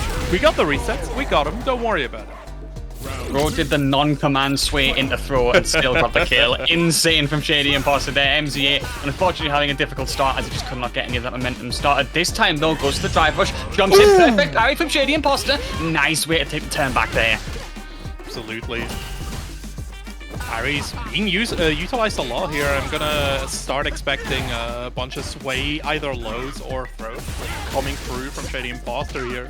Double drive rush, ShadyImposter winning out there, but MZA immediately pushing forward, does not want to give up any ground. The jump throw gets jumped over, and suddenly it's looking bad for our Egyptian competitor here.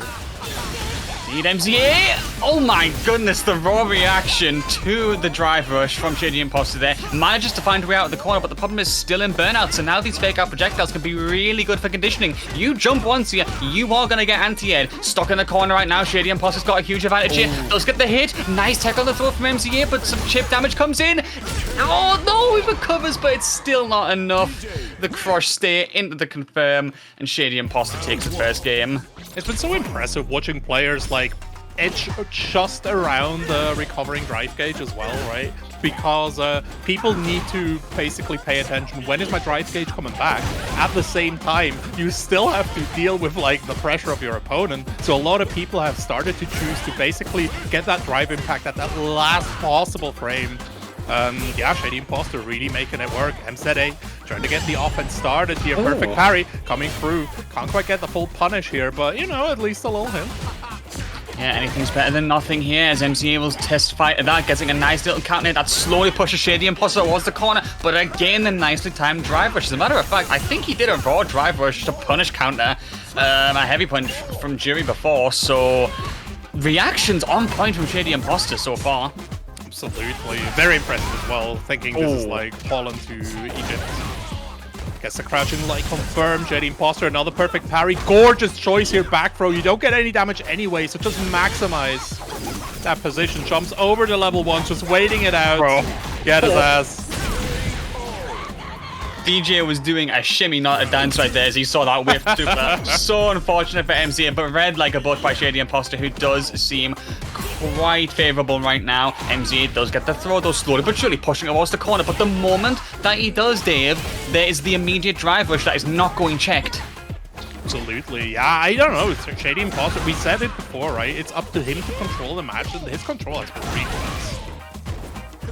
Agreed. There's been no room for MZA to keep the pressure. They're doing some very good options, but the follow-up pressure is just not there, and ShadyImposter taking full advantage of that, going for the level 3. Supposed to hit the steamroller up downwards, Dio, not upwards. My goodness. The punches come out. Now we close the distance once again. Very close to burnout on MZA's side. We're going to be able to get this hit and not even have to spend any of the bar, crucially, to get that kill. Yeah, this is really, really bad for ShadyImposter here. He spent 3 bars to attempt to like finish out the round, and now he's without super bar and has to contend against MZA, who will definitely go into level 3 the second he gets a hit. But the big question is, will Shady let him get that hit or not? Very true. You're seeing the parries being used for nice effect again, just giving a little bit of distancing. Back throw to push MCA towards the corner. The projectile game comes out as well. MCA has been pretty good at using the jumps. And a punish counter throw here. Nice work. Oh, no. Whip on the reversal, and then a punish counter. So much damage incoming for MCA. Nice work. And again, like level 3 draining the drive gauge right here. MCA in such a gorgeous position. Almost has the drive gauge refilled. ShadyImposter and burnout. Back throw though might create some issues. Slasher into another feint. Hits him with these kicks. MCA finally out of the corner though. Drive gauge. Immediate reaction level 2. Let's go. Oh, he got rhythm as well. We got these. Ranking the dance revolution right there. ShadyImposter. Shady's he's got the moves, Dave. He's smoothie with it. First of all, he gets the rhythm correctly. Then he shimmies the throw. What a game from ShadyImposter right there. Wow. Very, very nice here. Again, like, just showing off. What do you do when in burnout against DI? Just super. Don't worry about it. You got the rhythm, baby. Oh my goodness. Absolutely beautiful from him there. Embodying the spirit of DJ. You know what? The beats are going to carry you to the rhythm. You are going to get those kills, and it's 2-0 right now. And going back to how this matchup has gone so far, as I said, DJ slight advantage, especially just because of his fast movement and his long range buttons. It does feel like whenever MZA has gotten a bit of pressure going, it's always been answered with, okay, here comes a drive rush. You've got to do something about it, because otherwise I'm getting out of this corner you've put me in almost every single time. It feels like the one who's being put in checkmate more often is MZA. Definitely. I think the counter pokes from Shady, like he's been counter poking a lot with the crouching light punches here, calling out the holes in MZA's pressure, and it's just that's just kind of been the story. Another big issue I feel has been that MCA has been forced to use level 1 like twice already in 2 rounds, so not getting access to level 2, getting access to like these tricky tricks in the corner, instead of just like being forced to use an invincible reversal, really hurts the gameplay of Juri, because I genuinely feel like the Kusuge aspect that level 2 unlocks is one of their biggest strengths. Yeah, but again, with the lack of resources to be able to do that, as you said, it just shuts down a lot of the game plan. So MZA gonna have to change things up, and it looks like they are. A very, very strong combo to start things off. Is able to backdash as well to get a bit of distancing to avoid those buttons. Blocks the drive impact as well. ShadyImposter going for a lot of close range jumps that I feel could go a little bit more checked as well. Definitely. It's really awkward angles, right? Like, Juri needs to almost commit to a DP at these kind of ranges, because a standing heavy kick like is really, really weird to anti-air with in general. So ShadyImposter really putting a lot on the thought. Another shimmy. Another like part of the downfall of MCA. Level 1, by the way, just being cashed out from Shady. In this situation, why not? You're on set point now. Unbelievably so. Absolutely. Drive rush coming through here. MCA spending a lot of drive bar to get that corner position. Throw coming in here. And, you know, this should be the classic Juri round, actually. PP coming through. But again, the parry the combo just being missed afterwards. Oh, the trade there. Unfortunate, because MCA actually is starting to use that corner a lot more effectively. 3 bars. Bill crushed it. Get the kill here, MCA. This is a great opportunity for you. No. Has to back off. Oh, no. Uh-oh, I don't like this, especially when DJ's out to play. This is really rough here. Another shimmy coming through, hard knockdown. MCA and burnout now. Shady, if Shady makes this comeback, I'm gonna scream. All right, there we go. A Goomba stomp. Super MCA 64 coming right through, and Shady at least getting some pushback now. Yep, good effort from MCA here. Still ends up being a bit close, but once again, we have the corner. Immediate cash out at level 3. Respect that. You've got to keep them locked down, because honestly, much more effective round from him, just not allowing ShadyImposter to breathe. We go to the corner again. Shimmies it out, but not going to be able to get any bait there. The trade isn't going to work out for ShadyImposter. He's challenging a little bit recklessly so far. Here comes the throw as well, though. Definitely. And yeah, cashing out that level 3 is so good. Look at MCA's drive gauge again. Like, he's still at advantage, even though he started out this round so incredibly aggressive. Jump. Getting caught, though. There's the DI into the wall stick. Shady goes straight into level 3 here. Gonna revert the situation. This is gonna put MCA into burnout. In the corner as well. This is gonna be terrifying for MCA to have to deal with. Oh, no. Just immediately goes for it, and it does succeed. Oh! A drop? Oh, MC, this is a chance for you right now. He's almost in burnout as well, tapping away, but he goes for the reverse the very moment his gauge was about to go away. Dave, that was a last-second gamble, and it pays back in dividends. Absolutely. You know, sometimes gambling pays off. Did you know that 95% of gamblers quit just before the big checkout? This is a false statistic. Do not gamble. Do not gamble. Yeah. In the interest of making sure that Team SaltyEU, the Twitch channel, remains on air, we do not associate with Dave's words here, folks. Don't gamble. No, never gamble. Except when it works out. You know, like in retrospect, you could say, yeah, gambling was the right thing to do there. But in the end, it's always hard to say, right? I like the decision to go for the OD flash kick there because Shady had so much room to maneuver, right? There was still a bunch of games left over. Like, he still had 2 games of wiggle room left over. So even if that was blocked, it still established a bit of respect on wake up from the side of MCA. So Shady could have been able to capitalize on that later. So, you know, if it hits, you win. If it don't hit, you're just moving on through the Yomi. Really nice. Effectively, you just give yourself more data to work with on how they're going to respond to your options. True. I feel like, as you said, it was literally a win-win scenario. Okay, it hits, well, set's over. If it doesn't hit, well, data. Off we go to the next one. So yeah, ShadyImposter, those first 2 games being so clinical gave him room to breathe, I think, and that is what enabled that decision. But that does mean the winner's final has been solidified as Lord Venom versus ShadyImposter. But I'm not going to lie, chat, we're not winning in that Matcherino fund because we don't have all the codes claimed yet. We're actually only halfway there, Dave. 25 still remaining, and we're nearly at winner's final. Come on. All right, I need some help, right? Like 197 minus 26. What is that? Say that again, sorry? 197 minus 26. 171. Exactly. So 171 people still have the opportunity to claim one of those codes. It's pretty easy math, to be honest. Shout outs to Khez. Subscribe, like and subscribe. Khez Mansoy in the chat. Jonesy as well. 1T70 as well. Yo, we got it. You know, they just need some nice little encouragement. If you want another shout out on stream, make sure to click the Matcherino link and that claim code button. You can log in with literally any login at all, right? Like it's Twitch. What else? Twitch, Google. I think even Battle.net supported for some reason. That's true, actually. Battle.net working out as well. But yeah, make sure to check out. There's 21 codes left to claim. Free 25 cents. You heard that right. 25 cents for free for our players. Get them right in there. Also, if we get to the $20, which we will if you claim all the codes, Ace will add another 10. Which could be quite nice, you know? Get some more payout for these players. Free real estate, if you think about it. You just get more money for giving free money. That's actually quite risk-free gambling if you think about it, Dave. See? That's the kind of gambling I can encourage, right? Like, put in the codes and just admit. Shoutouts to, what's that? Silver Black Wolf? Silver BK Wolf? Is that the Burger King Wolf? Lord Venom claiming as well. He wants that cash. Look at him. Lord Venom's confident that they're going to get that money. Drix Karasu.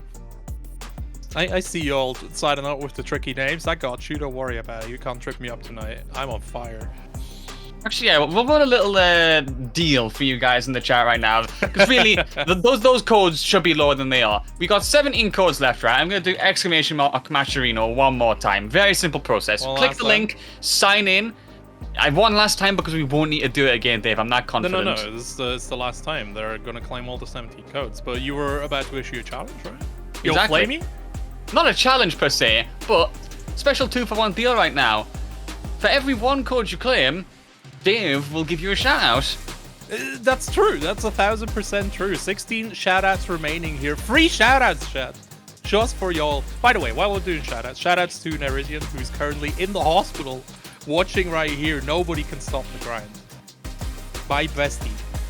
Recovering from surgery. No, she's doing great. She's doing absolutely fine. Don't worry about her. I just promised her to give her a shout out if she watched tonight. I love you. Sitting here watching Street Fighter in the hospital bed. I mean, nice way to pass the time if you think about it. It absolutely is. She even said there's like a nurse who was like, "Oh, are you watching Street Fighter?" So you know, we're taking over the world, Street Fighter, going right through here. That's actually really nice. That's awesome. I like that. It's so cool. It's so cool. Could you imagine sitting there, lying there in a hospital bed, and you're just watching Street Fighter on your phone, and in comes Luke, and he goes, "Beast mode, baby." Hey, ladies, looking great.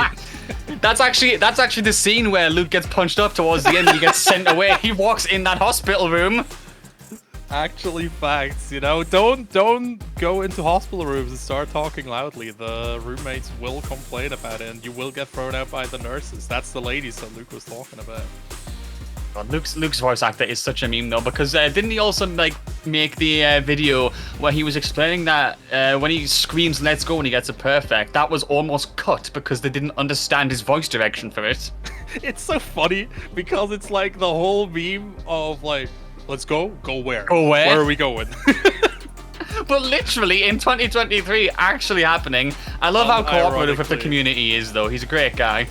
I really like I genuinely think like he is the equivalent to what they have in the shooter, like in the shooter scene. There's a voice actor called Gianni Matriaccio who does like tons of shitposts. He's a really, really good voice actor, and Gianni just does like shitpost after shitpost. And I think, oh my God, Gianni, yes, Gianni, a second, yes. You've surely heard Gianni's voice if you've heard like any shitpost recently, to be honest. The guy is very, very versatile as well. So it's actually quite a good comparison, come to think of it, Dave. But I'm glad we have someone like that in our community, because it just means you can kind of put an official ring on things when you're making your memes. You can. Did you see the post of the Marisa's voice actress did the Scott Steiner maps as well? She just read out the whole copy pasta. That was kind of nice. That was really sick as well. I didn't, but that's brilliant. It's really, really good. Chat, if you don't know Scott Steiner map, look it up on YouTube. We got a little bit of time. Maybe the funniest promo ever done for WWE. I know exactly what you're talking about, but I can't remember the numbers. What are they again? Can you remember? I mean, I got the text here, but it's really, really funny. You know, if you fight a man, there's normal 50-50 chance of winning. But me, I'm a freak of nature, right? So I got the 75%. That puts us at 75-25. Oh. Now you add Zangief to the mix, right? And then it's just all over. Not gonna lie, I don't think Big Smoke would approve of those quick maths. They don't check out. They're beautiful maths, but I don't think they check out. Yo, big shout outs to Valiaros1 for the $20 direct contribution, putting up to 38 and putting Ace into another donation situation. In the meantime, we of course had sorry, my brain just spaced out. There we go. SaltyEU gets another direct contribution. So in the matter of what I think is 10 seconds, the prize pool just jumped from $18.75 to $48.75. That's how it works around here, guys. Absolutely. Oh my God, I just looked at the screen. I need to like get a better ring light. I look like an absolute vampire with this lighting. This is crazy. I mean, bro, I'm not gonna lie. Compared to my lighting, I think you look like an executive producer right now. What's up, everyone? I'm executive producer Dave. The problem is, it's too light outside to put your actual room light on, but then if you shut the blinds, you probably won't be able to see me anymore. That's the thing, right? Like, I have to close the blinds anyways, because if I want my window open, I need to close the blinds so my cats don't decide to jump out of the window. My hair is red now, Venom. It's changed. I have altered my being. You know, people were like, Dave, we're not sure. Are you queer? Are you not? And I'm like, hold on, don't worry about it. We got it's like, don't worry, guys. I'll add a symbol. The colored hair and pronoun install is primed and ready. It's really cheap as well, like only $10. I don't know. I'm not going to talk about coloring my hair because peroxide is actual poison. Instead, I want to talk about this match here, MBR versus Domitto. Round 1. Two of the legends for sure, and the homies fighting breaking. I was going to say, this is friendly fire right here. Luke versus Jamie. What an unfortunate match to have right here. MBR, one of our winners of SaltyEU so far in week 2. And recently, I want a challenger going against Domitto, who's already taken the corner thanks to palm strike. Nice reversal, though, and a punish counter throw. Absolutely. But another uppercut getting countered here. Domitto, of course, you know him from a majority of anime games. From the end of Duel, who's next. Oh my god, those advancing normals from Luke are so crazy. A shimmy should be sealing the deal here. MBR taking the first round. Very, very quick from him as well. Fearless in the wake-ups of the reversal, not allowing Domitto any previous movements or no key either. You know what? Screw it, palm strike. Screw it with palm, screw it with palm. We got these. Low forward coming through. Rekka getting through the overhead. Gets blocked here, but MBR still needs to deal with all this pressure. Domitto already at level 3, but some combolinos. DI though. To put MBR into burnout and give Domitto a nice little hard knockdown. Yeah, burnout for Luke could be very dangerous as well because this could give Domitto a huge chance to get to level 4 as well. Oh, the punish counter to intercept that though. Actually puts Domitto in burnout. No way. Blocks it. Oh, that was so close. Critical art here. No. Can't quite get there here. The jump in. Gonna finish it out though. Block string straight into the eye. And the MBR grabbing that win from the clutches of the B. Gosh darn. I mean, listen, he's a very steel-faced guy. I'm not sure if you knew this, but MBR is actually a professional poker player as well. So... Really? Yes. That's really sick. That's really, really sick. It's a very good transferable skills for fighting games, because imagine having a poker face when you have to read a wake-up like this. That's why he's doing reversals. Oh, punish counter throw though after the perfect parry. Huge to be able to take the corner, tries to shimmy, but it doesn't work out. Drive reversal, takes some distance. I respect that. I don't hate the drive reversal use there, right? Like, MBR has been keeping his block strings relatively tight so far. Bro, the whipped dive kick, though, kind of nasty. Neutral jump from MBR, opening Domitto up like a book, and looks like he enjoyed it because MBR taking that round as well. And very convincingly, I would say, after a small struggle towards the corner. And speaking of the corner, already forcing Domitto towards thanks to very nice struggle. No. Rush state here, huge damage incoming again. Almost to the third bar as well, very quickly, Dave. Definitely. Man, Luke's crouching position looks so funny because I always think he's going for a grab. He looks like he's with the just grabby hands. spring jump up himself, but nope. Oh, the install hit in a level 4. Technically, because of the install. That was really unfortunate because Domitto needed to get like a drive rush there to extend into out of the level 2, but he didn't have the drive gauge, so now he's just kind of in an awkward position where the install is running out. Domitto's still able to catch out in the end, trying to bait a DP here, can't quite get it, and MBR catches him. Blackest getting a second game.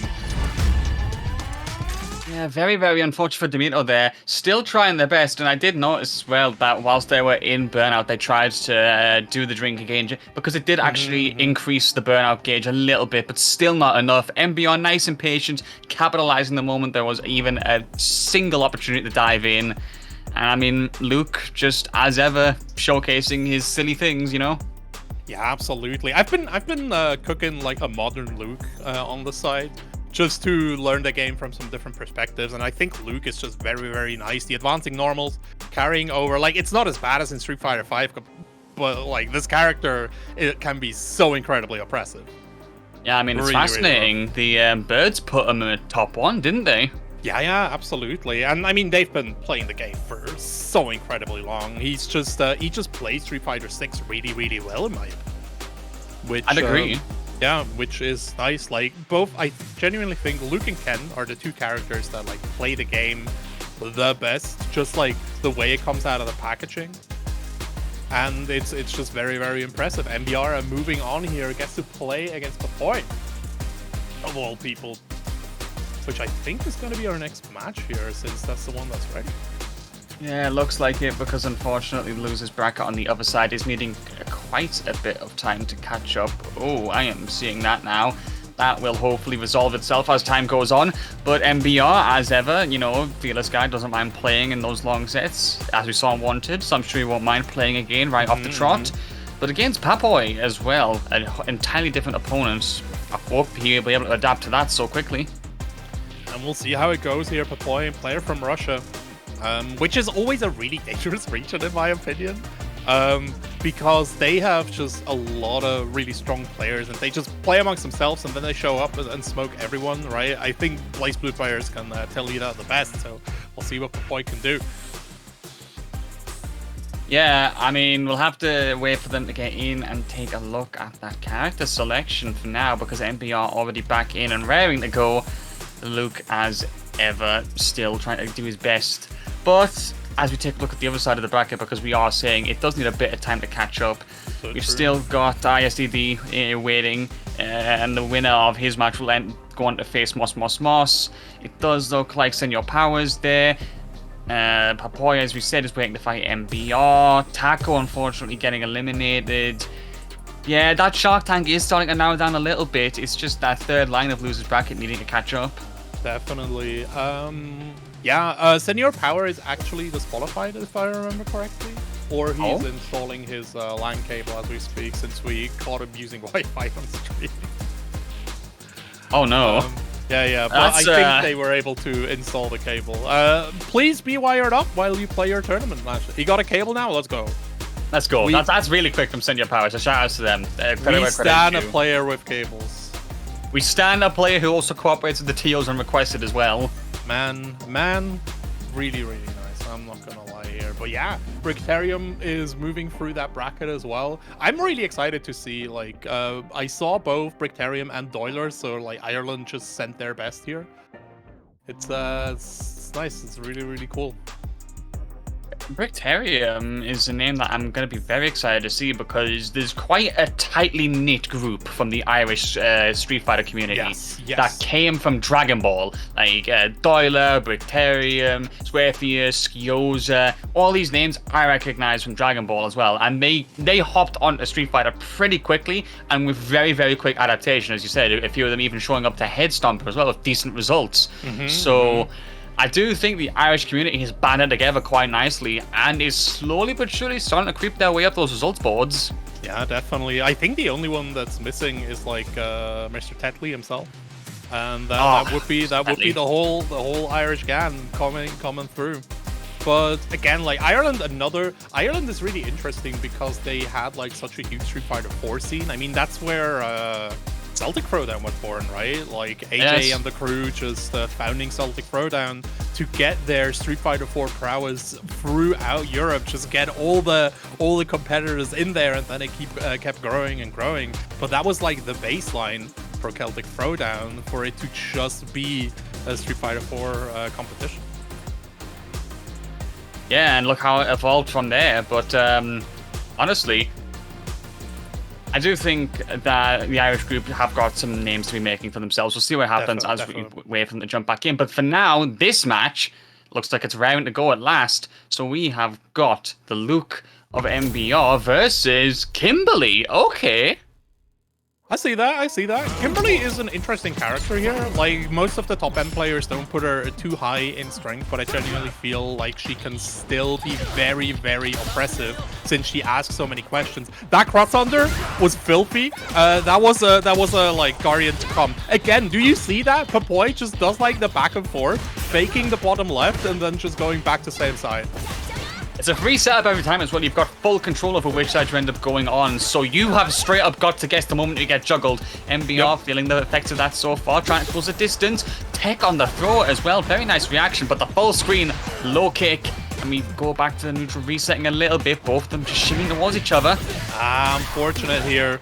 Last time there was a trade, so Papoi wasn't able to set up, and this time MBR got a really awkward angle, able to actually get the jump in. Drive rush, getting stopped here. MBR just really putting up a wall of defense right now.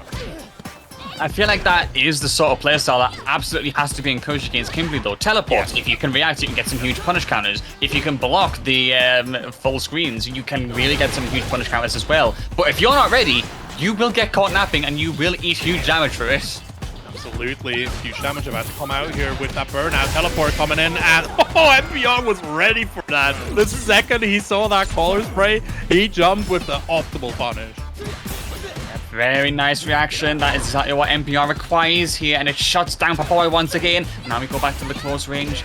That button from Luke has been so consistent every time. He even interrupted a drive rush before. Back throw for the corner. Nice from MBR. Now he just has to keep Kimberly in there, but immediate jump out.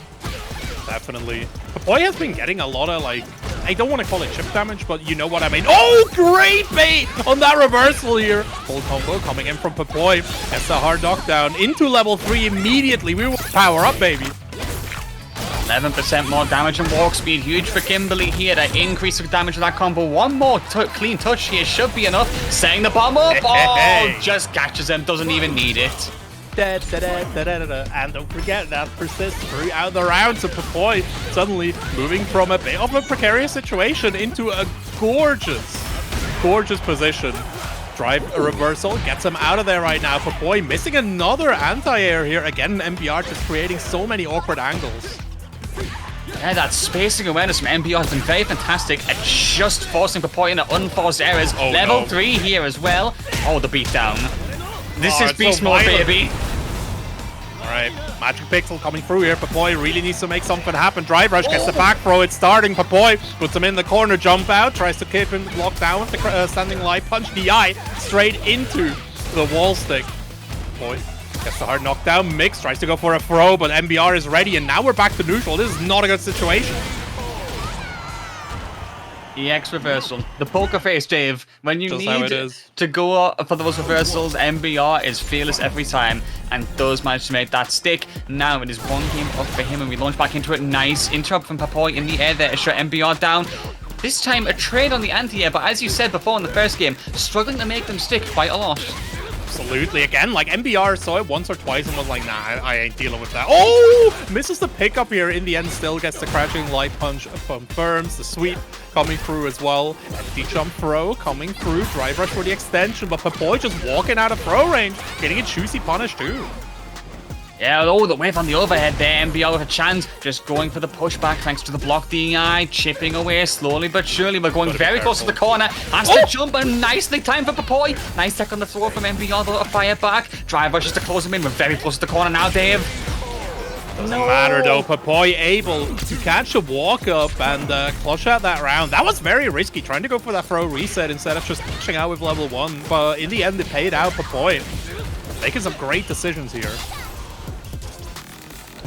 Yep, and it does save them around here as MBR still looking to close it out. Here comes a teleport, bad angle, and immediately gets punished for back throw. Perfect decision from MBR to take the corner here.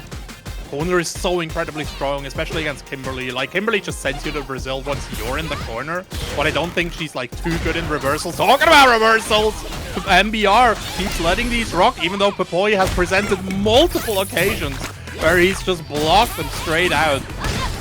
Insult coming right through here, and yeah, this is all Papoi.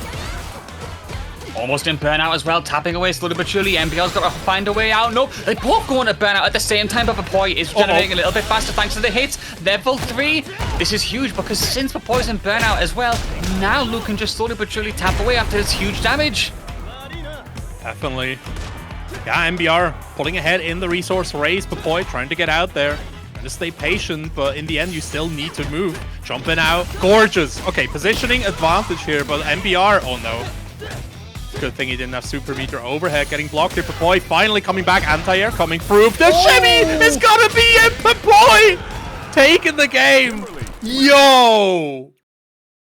That was actually a godlike shimmy, especially after you just sent Luke up into the air. Shimmying back immediately after that is a hardcore read from Papoi. Very nice there as we go one apiece. Launch back into it, and it looks like Papoi is on the aggression here as well. Absolutely. Papoi really feeling confident at the moment. And yeah, tries to go through.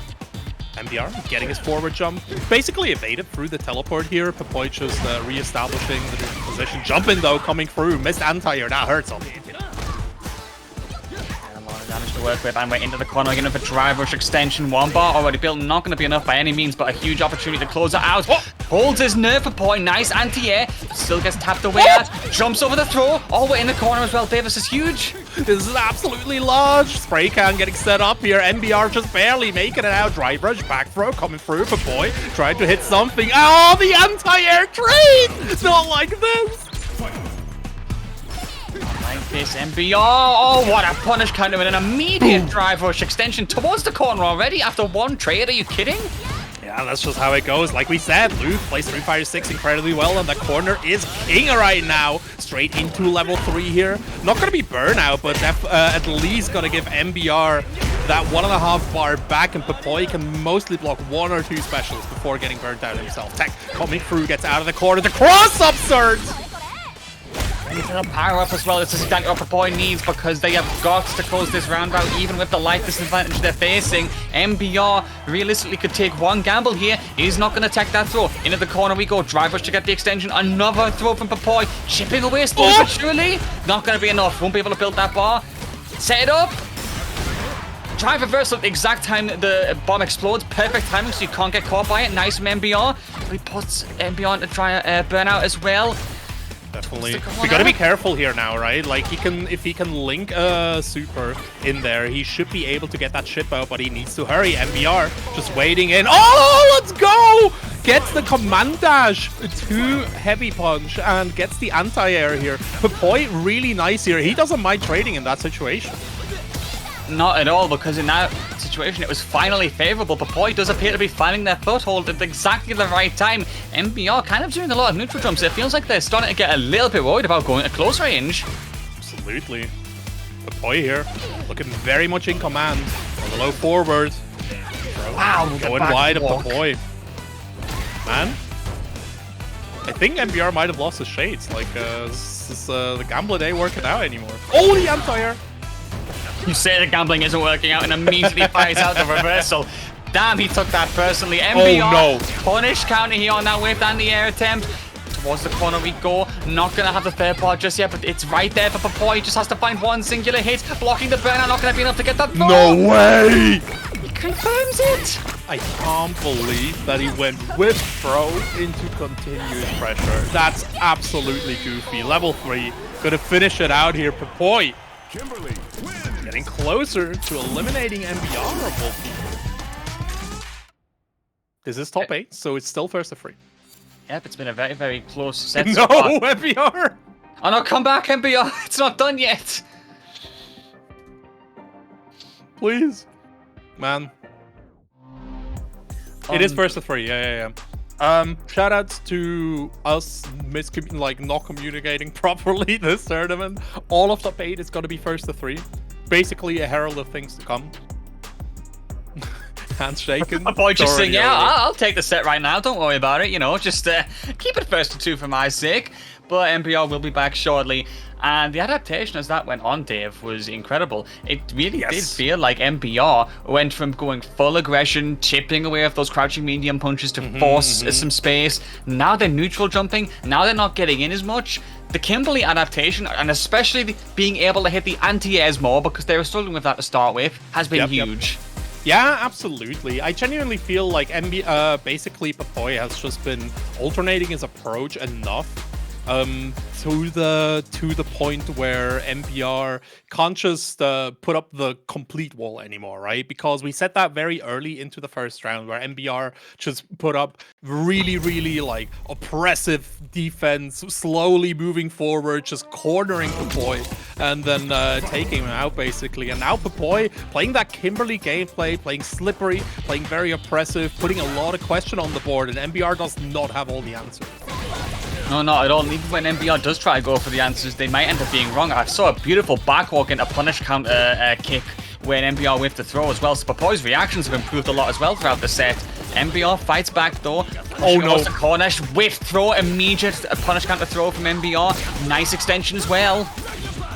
Definitely. Simple combo for MBR here. Wake up level 1. Gets that side switch. No, wait. That's a different move here. Doesn't matter. Gets the cross up here. MBR needs to block all of this. He's very close to burnout here. Oh, gonna do it right here. And Papoi got the corner position. Needs to watch out here. Oh, replying in kind. The spray can doesn't matter, bro. Uh-oh. I love how he still got caught by the spray can just as the level 1 finish, but it still didn't matter. Papoi had the right idea, but MBR fired back with a move that was 4 dimensions ahead of him. Now we go into the next round. MBR looking quite strong here. Has shut down things a little bit more. Nice anti-air as well. Definitely. Drive right.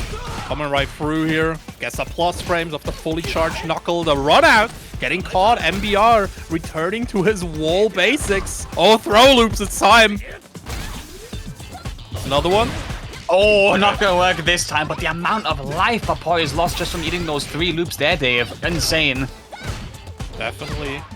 Burnout coming through here. MBR. Oh, just waking up with the Mexican DP. Hit him.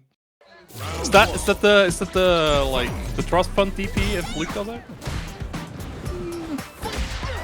Would you call it trust fund or would you call it the beast DP? The beastie? The beast punch? Instead of the dragon punch? Fair enough, Dave. You preheated the boss. I get it. Don't worry about a single thing. Slide. Going wide here, MBR. Can't quite get the hit, but at least started the pressure. Papoi gets another throw here. More throws coming through. Time to run. At that wall, MBR trying to go for the sandblast, but Papoi just is so slippery, bro. Very good exploitation of Kimberly's movement options here, and they are going to have to keep incorporating that. Now they go for the aggression with the OD run. MBR still being caught by these stray buttons without much of an answer right now, it seems like.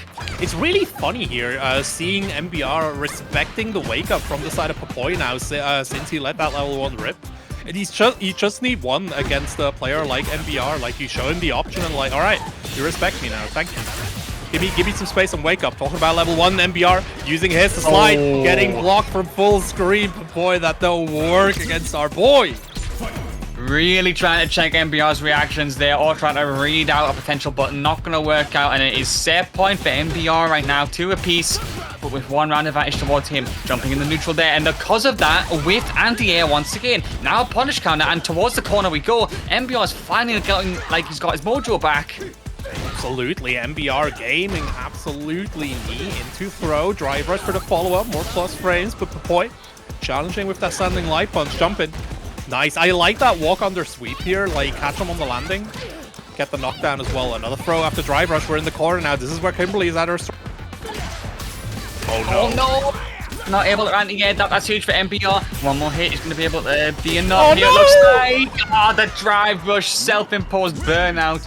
Burns out the life bar for Papoi at last. MBR, he left the ring early because he was thinking that the set was over, and now he comes back and wins it. What a turnaround from the Dutch player here, but very unfortunate for Papoi, whose loser's run is now over. Sometimes you just need a mental reset, and MBR really took that opportunity getting in there, you know? Like, after every set, it just races through you, and sometimes you just need a fake capstone, like, oh, the set is over, and then it all is flooding in for you. And if you can create such a situation, like, yeah, it's not something you can rely on, but if you can take advantage of it, that is the making of a great player. Yeah, and I think that's exactly what MBR had to do there, and they did just that. So shout outs to them. That match is over, and we take a look at the bracket right now. So it does appear like things are finally starting to catch up. And Bricktarium did make his way through the losers bracket, it looks like. Now finally caught up to the waiting Senor Power. The winner of that match is going to be going on to fight ISDD, who will then have the winner of that one. Yes, that will be a stream match as well. So we'll just have to wait to see what happens down in that losers bracket. I'm just waiting for confirmation on what the next stream match will be, but yeah, the bracket's caught up nicely. We are back in business, Dave. Absolutely. In the meantime, chat, there are still some Match Arena codes left, over 14 to be exact. We're at $49. Only 4 more codes until we reach that $50 line. Everything after that is just a nice little bonus. And you know, it's still 250, so we have a lot of potential still to be reached. Exclamation mark Match Arena. In the you know what, chat? I'll do it for you. I will do it for you. Wow. That's Dave, how nice of a guy I am. Being so generous as ever. Thank you for that. Don't worry about it. But yeah, make sure to take these opportunities before they are gone. You can give this cash directly to the players, which I genuinely think have given you entertaining enough sets to warrant like a click on a website. Don't you think so? I'd hope so. Yeah. I'd very much hope so. Absolutely. But yeah, friendly reminder in chat. Oh shit, okay. Monolith as well as Tomain, thank you so much for claiming the coupons. Also, for everyone, we love that you want to support us. If you claim more than one on like multiple accounts, we can lose our partner status. Please only claim 1 code per person. Yeah, obviously we're not going to name any names, don't worry about it, but just a friendly reminder to anyone in the chat that Matcherino does have some, unfortunately, very strict policies, but it is understandable because otherwise they would be, losing quite a lot of money at that. So don't worry about it, not a problem at all, just some advice for the future. Absolutely. Again, we appreciate the enthusiasm, and it's really, really nice. Brictarium losing 2-1 to Senor Power, and Senor Power moving on to fight ISTDD, who has been making a really nice fight here, eliminating pshuuu. That's sad. Holy moly. Yeah, pshuuu ISTD fighting so far. Oh. It's a good run, that is for sure. But thinking about it, ISTD, the Guile, we all know it. He's made multiple top 8s, I believe, for Tyrant in other tournaments as well. I believe he's even won one of the ICFCs so far, and the preseason as well. So, very, very prolific player on perhaps one of the more unconventional characters of Street Fighter 6 so far. But what I have to say that I love the most about him is his checkmate potential. The amount of times I've seen him put someone at the burnout and you just know the boom into flash kick is coming and they're gonna die, and he still hits it every single time. It's beautiful. I am so incredibly glad I played JP, because Guile can create such dreadful game situations, just like you said, right? These checkmate situations. So I'm kind of glad that I got a decent matchup against that character. And if you watch people like Akainu, like Knuckledoo, or like Imstilldadaddy, right, who just go through and really control the matches, it's really nice. We have a really good Guile in Switzerland as well, Director, who was a very feared dictator in Street Fighter 4, and again, he just shows that mid-screen control that Guile can do, basically. Shoutouts to Flactomineral, the platypus representative, claiming a coupon code. What's good, bud? Big love to everyone claiming those codes. We are slowly but surely whittling them down. At this rate, we're going to be very close to hitting the $50 mark for the prize pool, which would be massive if we can do so. You have to claim these codes so we can get the $50. Man, Ace does not have any friends. Send Ace friend requests. He only has 2 friends. This is so sad. Can we hit Ace with the friend requests? Oh, there's a Schiller club as well, of course. Look at the SaltyEU club here. Nice and bright. Oh, and the emblem as well. I love it. Ice is using the downtime to the best of his ability right here. Yeah, join the SaltyEU club if you wanna. There is a promotion going on. Club by the end, by the release of Rashid. We'll get 2,000 drive tickets here. So it's called SaltyEU. The headmaster is Panterosida. We have a lot of space left over, so if you want to show off your SaltyEU enthusiasm at the time, and you can get some bonuses out of it. So make sure to do that as we have Senor Power versus Imstilldadaddy. Let's talk a little bit about this, because this matchup is Street Fighter, right?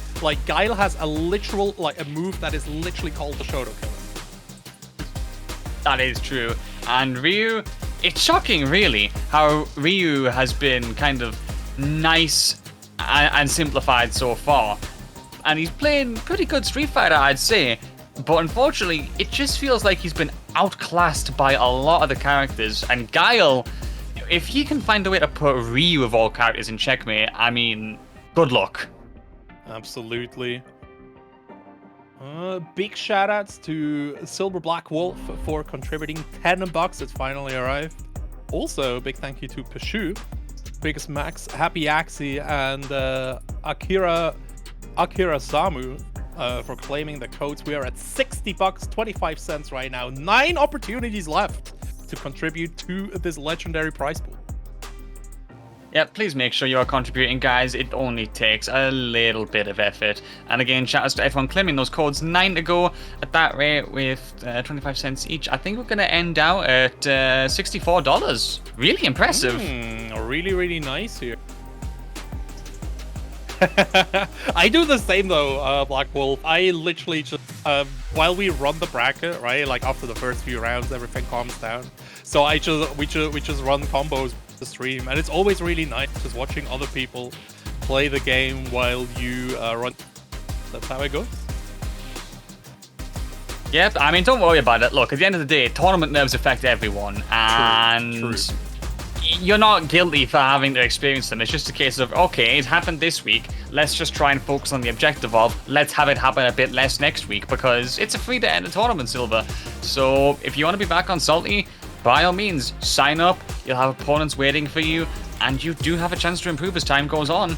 There's also the opportunity to find people under the week, right? We do have the matchmaking rules, so if you want to play people and maybe don't want to dive into the depth of matchmaking, maybe try a SaltyEU. You know, you can find some people, some very powerful people like Senor Power, who are in there playing matches. Yep, and Senor Power still waiting in the lobby nice and patiently. And if you are wondering how to get into the SaltyEU Discord, all you gotta do is click the link that has been generously pasted by Homeporn there, !Discord, and you get a nice link. All you gotta do is assign yourself some roles. We have various fighting game roles, all of which will grant you access to the various channels, and you can join in them. Look for some matchmaking as well if you give yourself the matchmaking role, and then the main attraction, of course, join the tournaments.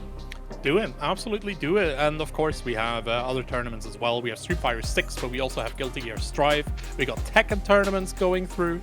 We got beginner tournaments coming back soon for Guilty Gear Strive. If you're looking for beginner tournaments for Street Fighter 6, by the way, a new challenger running these on Mondays. Make sure to sign up to those as well. And yeah, it's just a good time at the moment. There's so many cool tournaments going on. I think the EU scene is really, really flourishing here. Sir, I have a question for you. Oh? Looking at this top 8, right? There's a lot of powerful names. Who do you think can take it? I mean, look, Lord Venom is the obvious choice right now. Apart from Lord Venom, who do you think is going to win tonight? Who's your favorite in your heart? If I didn't have to pick Lord Venom, because if I did have to pick Lord Venom, I would. Yeah. Honestly, from what I've seen so far, I think maybe ShadyImposter could have the run of it, because the Dee Jay as well, you know, quick movement, not much opportunity for JP to set the checkmate up compared to some of the slower characters, for example. I do feel like ShadyImposter as well was very well utilizing some of the sway options, for example.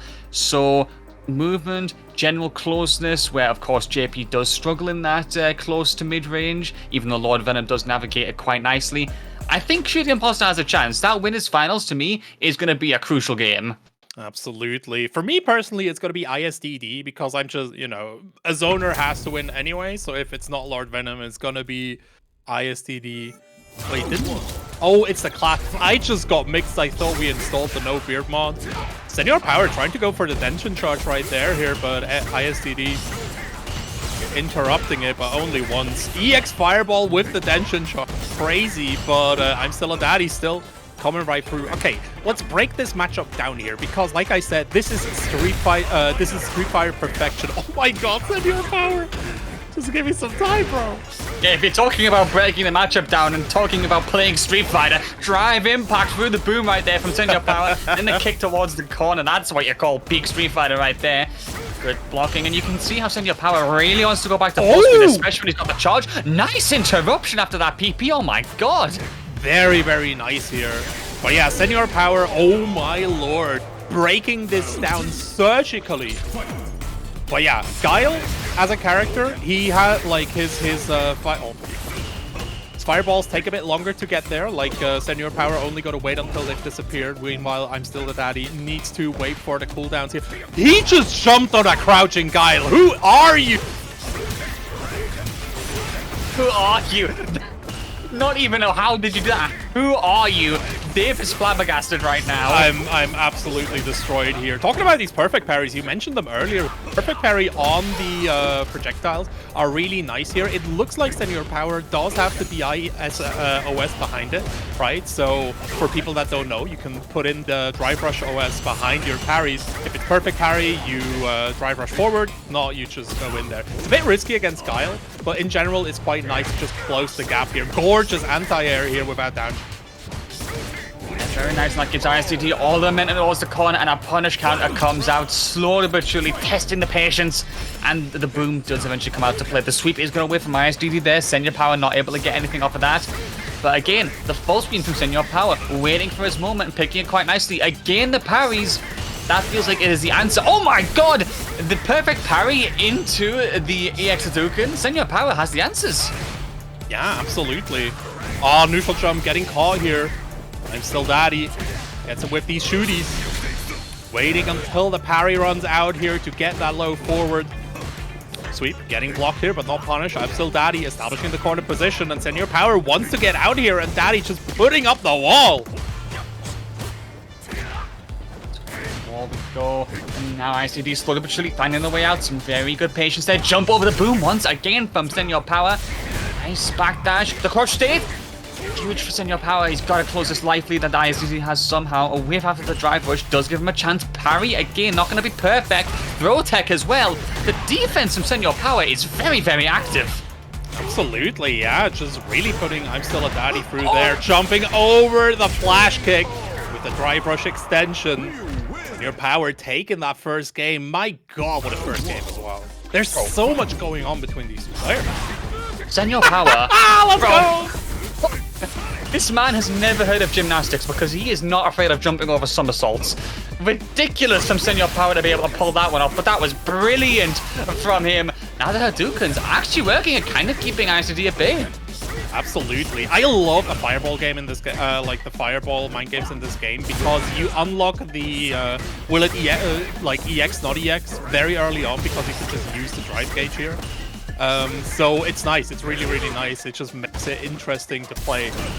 Dragon Punch coming through here. DI getting parried. Senor Power just wants to get a maximum amount of bar here, and Imstilldadaddy forced in that corner.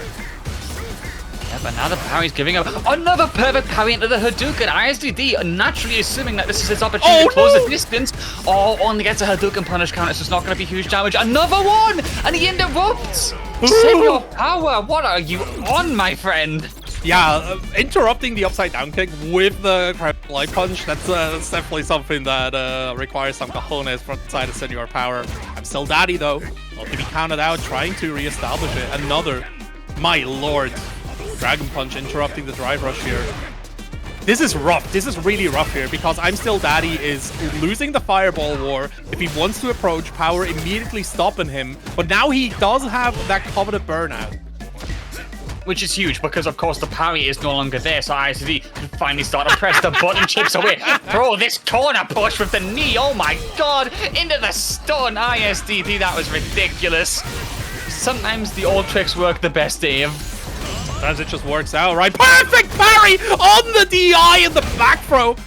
Establishing the position here, ISDD gets out with the drive impact. Blade faking it out and then just drive rush and putting himself into burnout. But at the moment, Senor Power trying to get closer. Can't quite get there. Pretty sure to kill her. Can't quite get there. Cross up into the back throw. Man, Senor Power, I'm so impressed. Yeah, get him. Should be able to finish this out even with the heavy scaling. Get him, bro! Unbelievable from Senor Power. So, to recap, we've seen him on reaction with Punisher Sweep. We've seen him perfect parry several jump-ins, several booms, and perfect parry a drive impact as well. What sort of reactions are we seeing here, Dave? This is incredible. It's very, very impressive the way that Senor Power is just systematically playing this matchup. Again, like, getting through, threatening Tatsu, threatening drive rush, getting into these jump ranges, and then just walking up is very, very big, because ISDD will be looking out for the jump, which is the place where he can eat up the space, right? It's just, it's so impressive. It's very gorgeous. If you're struggling with Guile with Ryu, watch this matchup. Double OD fireballs being established here, but again, Senor Power taking the lead in the bar management with these parries. Catching the walk up here. This is incredible. Yeah, parry it again, perfect parry again. Notice how after all of this, he's still pretty much an entirely full drive gauge, whereas ISDD is desperately trying to recover his right now. What a management from Senor Power, who backs off once again. ISDD, now you have to go to him again somehow. Missed the Tatsu input right there. Couldn't quite get there. ISDD. Oh my god, baiting the flash kick even in a situation like this? Awareness is insane. Another perfect parry. One more hit would have been able to put him into burnout right there. Senor Power, though, happy to just stay full screen. That was 2 perfect parries in a row. Nice walk-up sweep against the blade. You can't afford to get a blade in these kind of distances. Donkey kick. Gets the burnout right here, and now Senor Power looking to close the gap to start that Ryu pressure. Senor Power. And there we go. Nice drive rush through the projectile. Trying to go through. DI going through. ISDD. Attempting to get for the sweep. And again, you see Senor Power respecting that flash kick so much. The DP gonna cut him out of the air. Senor Power has this match on lockdown. Absolutely, and it is set point right now. ISDD starting a lot more aggressive with that boom immediately into drive rush there, pushing him very quickly towards the corner, but Senor Power testing his reflexes. Nice tech on the throw by ISDD though. Definitely. Bro! Oh! What just happened? I have no idea. I need to watch that one back. Somehow in an anime game, I would have said they clashed, but I don't think there's clashes in this game. It's like he was supposed to crumble, but he didn't. I'm genuinely confused right there. Flash kick. Gonna finish out. ISDD gets a drive rush into the overhead, and now we're shooting. But ISDD out of drive gauge again. Blade getting fireball through. Nice! I like that blade here. Cutting through the fireballs, and Senor Power not fast enough on the OD fire. No, that was a very good option from ISDD there. And again, credit where credit is due. He is still playing the Gamle matchup as well as he can. And he has done some very cutthroat maneuvers thanks to that with the drive rush as well. Senor Power, though, just firing back. Nice one there to go for that overhead. And now we go back to the mid-range where the two of them have been clashing, I'd say, for the majority of this set. Absolutely. Tries to get a neutral jump here to set up on Imstilldadaddy, but he's ready with that flash kick. Oh, another upside down kick. Blade set up and just parrying everything. This is rancid. The air throw, though. But Imstilldadaddy putting him out of the corner. Yeah, I think that taking the corner out there is good for Senor Power, but the amount of damage he's eating here is going to make this still extremely difficult. Looks like ISDD could be on the verge of getting a point on the board. Another perfect parry here. Now we go back to the full screen. What are you going to do? You got to find a way in. The taunt! The taunt! It was like, Come on. Yeah, whipped overhead. Yeah, there we go. That had to have come out eventually. ISDD shutting that maneuver down, not letting the air movement go unchecked, and now it is a point on the board for him. And it does seem like the adaptation is starting to get there. It does feel like he's making Senor Power come to him a bit more. Definitely. And this is the thing, right? Like, having first to 3, these players have a lot more room to express and develop their strategies. So Imstilldaddy. Zoners are an archetype where you need to basically just find out your opponent's preferred angles and then lock them off. And with Guile, it's mostly about the rhythm. So being able to finish that out and put Senor Power into some rough situations, it's quite nice. But Senor Power still got these incredible reactions on deck. Perfect parry into OD Shoryuken is insane. Another sweep to interrupt the blade as well. Huge from Senor Power, who now goes back to the full screen. This is a chance for ISDD to recover the drive gauge, though, because he can just keep firing these out. Senor Power doesn't want to go near him. Trade there. I like that from ISDD. We saw the empty punch right there, trying to bait out an empty parry from the side of Senor Power, but he ain't biting. Oh, another sweep on the blade here. Perfect. Again, the distance is just immaculate from Senor Power. Get him. Not gonna have anything of that, but we're going closer and closer at the corner. Oh, he survived that one by the skin of his teeth. ISDD almost put in stun state right there. I genuinely thought that would wall stick, yeah. Time is getting pretty low as well. I know there's 19 seconds left on the clock, and the two of them are jabbing back and forth with each other. The little sweep there not going to work out entirely. Senor Power in one-touch territory. Both of them in one-touch territory at this state, and both of them almost in burnout with 10 seconds left on the clock. 5 more seconds coming through. OD Fireball trying to cut through. Jumping, getting through here. Goes straight for the super chipping out, but I don't think the lead is there. Got it. ISDD got the timeout. Let's go. That was ridiculous. Very good effort from the side of Senor Power here, trying to go for that chip out win, but not win, but like taking the lead with the chip out. But in the end, just didn't quite work out. Donkey Punch getting interrupted by the blade. Another OD Dragon Punch cut. Imstilldaddy already low on life. there's implications for that as well, because right now, if he hadn't spent that bar, which didn't unfortunately work out in the end, he'd already be at level 3 status for Senor Power. So, unfortunately, a resource spend that didn't pay off. Now ISDD pressing quite nicely, has the pressure on. Another pepper parry on the boom, jumps over. No fear on this man from those flash kicks. Absolutely. Another drive rush coming back behind these fireballs here. Imstilldadaddy recognizing that he can eat up a lot of space here, but that flash kick cannot commit to that. At the level 3 just arriving, as you were talking about it. Senor Power not letting it rip though, giving him one more opportunity. DP for the anti-air, and now it's just time to block. EXOD fireball cutting through. Makes sense. At the best case scenario, you kill him. Worst case scenario, it trades. So that was great from Senor Power there. Now ISDD is struggling because it is now officially set point for Senor Power again, and he does have 3 bars ready to go. Definitely. See how it goes here. Another parry on the DI, and Imstilldadaddy almost at a meter. He's already in burnout. Senor Power, this is so huge for you to capitalize on. Nice parry on the blade there, and the boom, just keeping it traditional, keeping it patient. He has actually not done a good job of getting in there. ISDD, very good keep-out game. Definitely. Yeah, Senor Power just biding his time, looking to get the Raiko Fireball in and over. Crouching medium kick.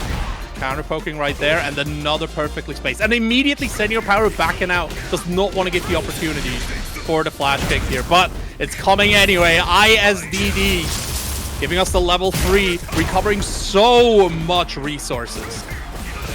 Yeah, but and a big cost to Senor Power as well. It feels like the tables have turned a little bit. Senor Power, nicely timed jump over the boom with 3 bars to spend. Is he going to be able to? He does!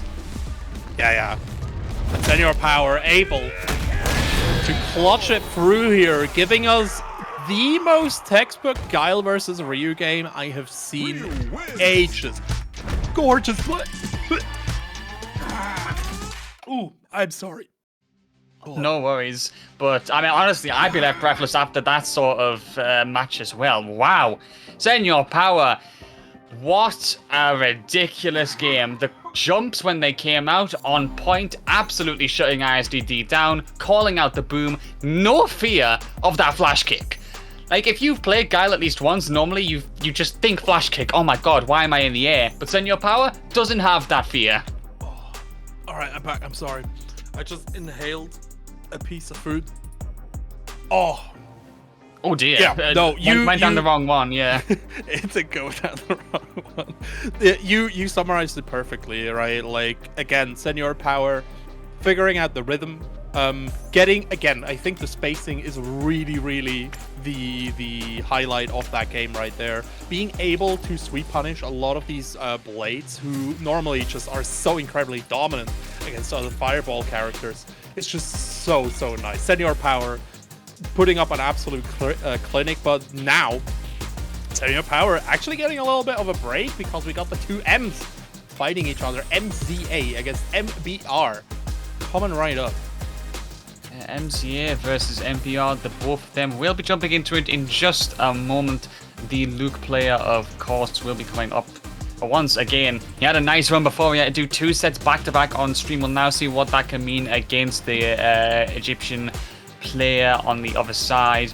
So we'll see what happens, Dave, but we are getting closer to the completion of this bracket, and we have got just killers left to go at this point, I'd say. Absolutely, and the thing that's almost completed as well is the Maturino. Big shout out to Kodofu, who claimed a code in the meantime. There's only 8 codes left to go, guys. If you want to contribute 25 cents to the Maturino, to the prize pool, excuse me, and get a little shout out right here. This is your opportunity. But now we got Luke versus Juri. I don't know if I want to call Luke like a returning character, because yes, he was in Street Fighter 5, but even in 5 he was playing 6. I feel so. The poster boy versus Juri. He's the final boss DLC of Game 1 returning for Game 2. I think that's a good summarization. We'll see how it goes. DP cutting MCA out of the corner here. This is still losers bracket, right? Like, this is tournament life. Both of these players have a lot of pressure riding on them. Yes, they do, as we taken into MCA with the Juri there. Trying to close the distance quite nicely. Another drive rush comes out. The standing medium punch not going to hit, so MBR gets a chance. Sandblast to interrupt. Another Fuha stock in the background. Another one, as a matter of fact. Huge for MCA, who gets some decent damage and slowly but surely goes towards the corner after that overhead. Nice damage as well. Absolutely. Almost out of drive gauge though, but I don't think it's gonna matter. Gorgeous oak. That's always so deceptively carved. Very, very nicely done here. MCA putting a little bow on that first round.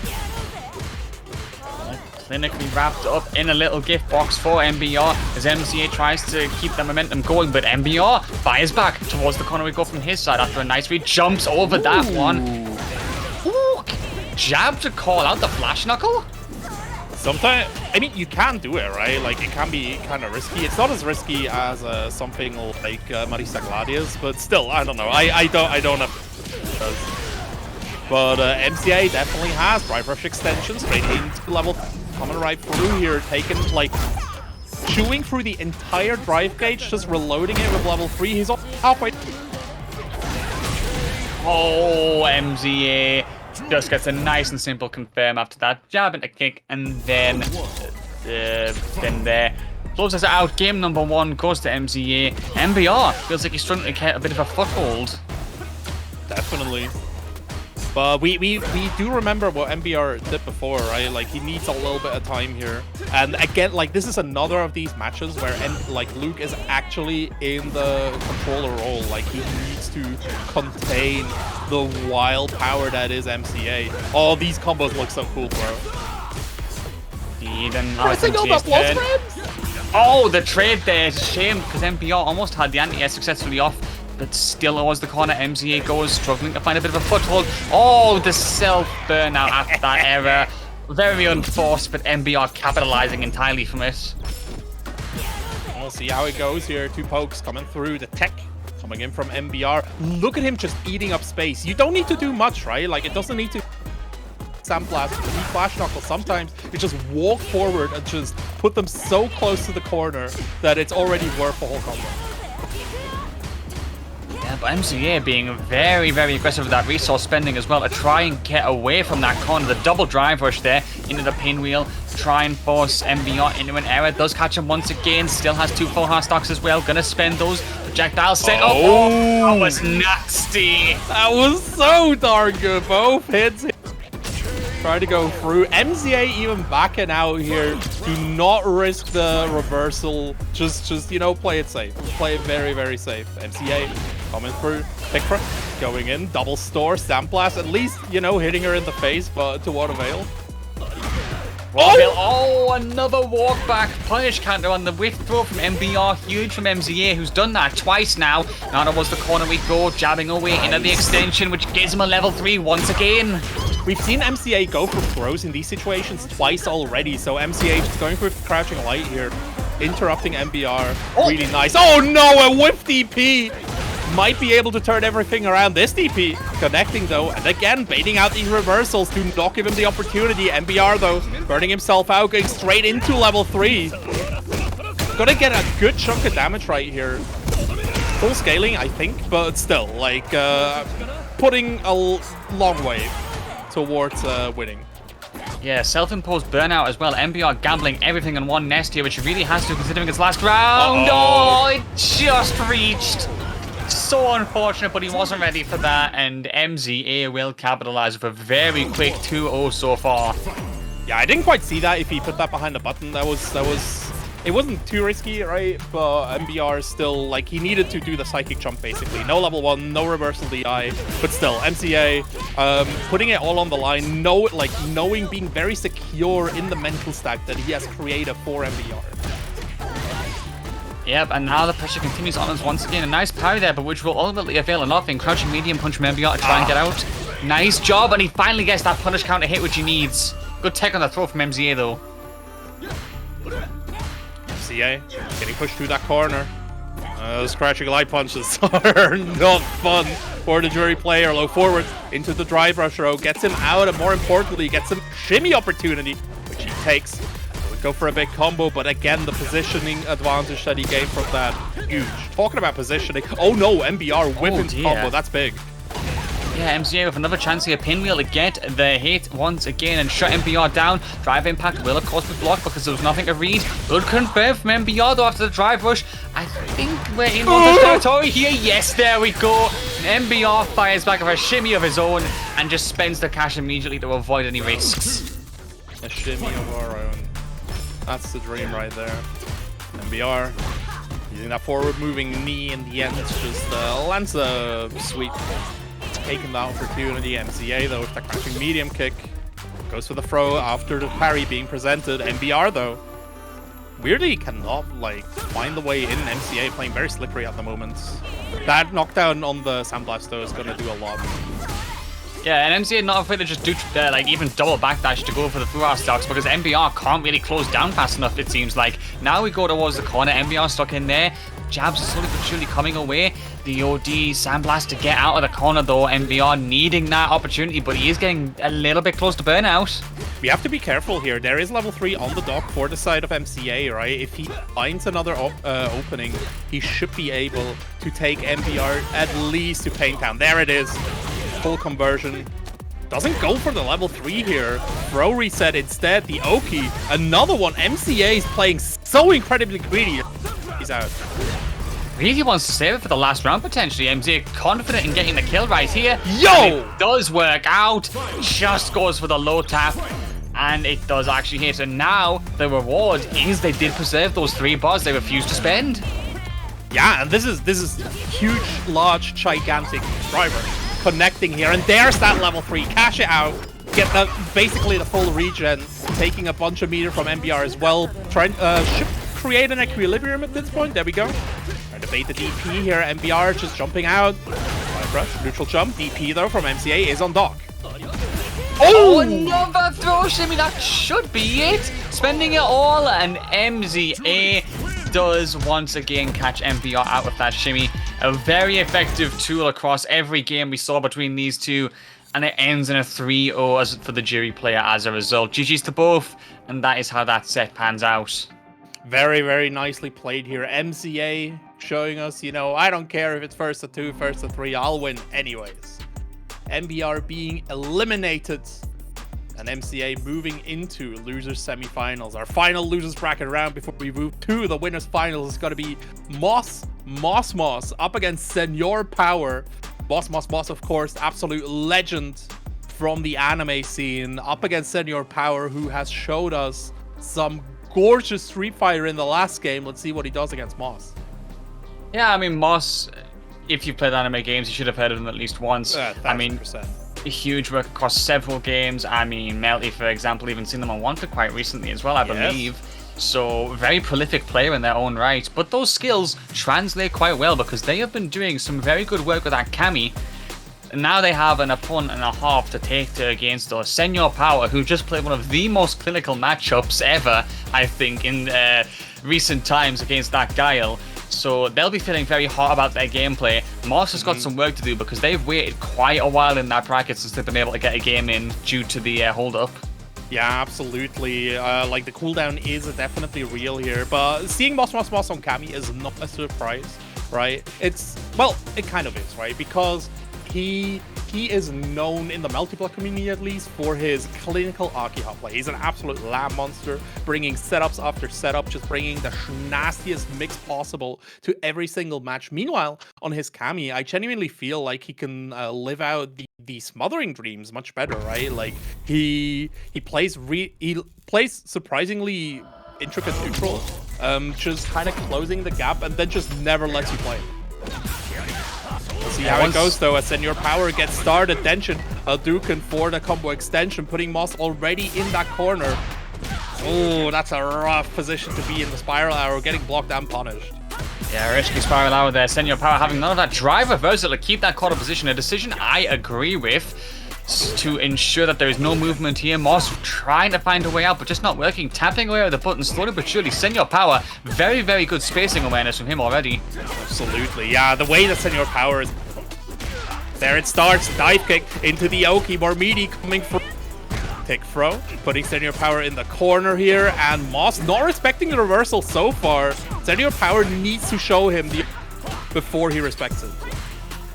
Yep, it's gonna have to come out eventually, otherwise Moss will just keep doing this right now, spending the drive rush. Nice! Oh, the hooligan knuckle through the projectile into the spiral arrow as well. Huge callouts from Moss. It's getting very close here. Both of them whipping buttons at each other. Oh, that Hadouken just calls mossmossmoss out.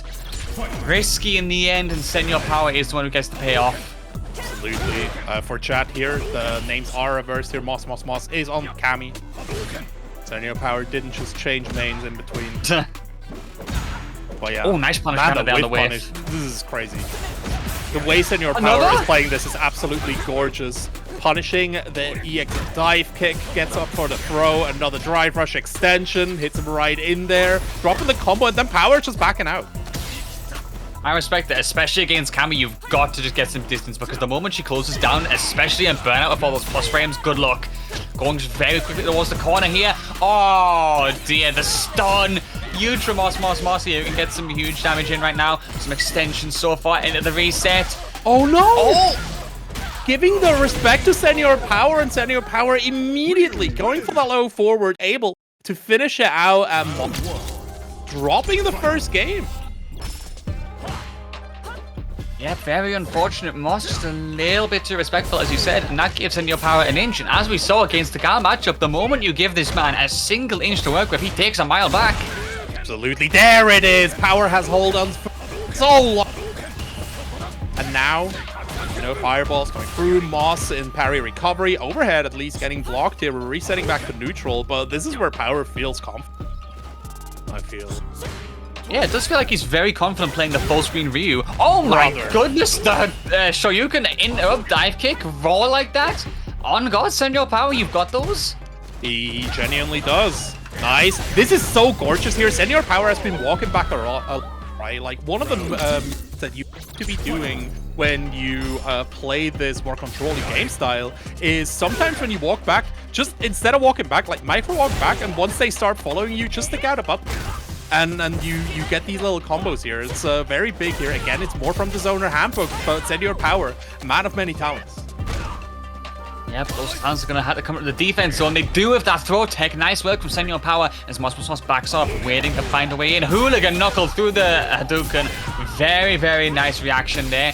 Tapping away. Nice tech on the throw again, Senor Power. Good defense. Definitely. Back throw coming through here. Second throw going in as well. mossmossmoss, though, breaking out of his cage with that TK dive kick, the heavy donkey kick, keeping him locked down. That does so much damage as well. Wall break. Hold up. This isn't Strife. My brain was just like, all right, okay, let's go. Wrong wall mechanic, Dave. Oh my goodness. It's absolutely fine.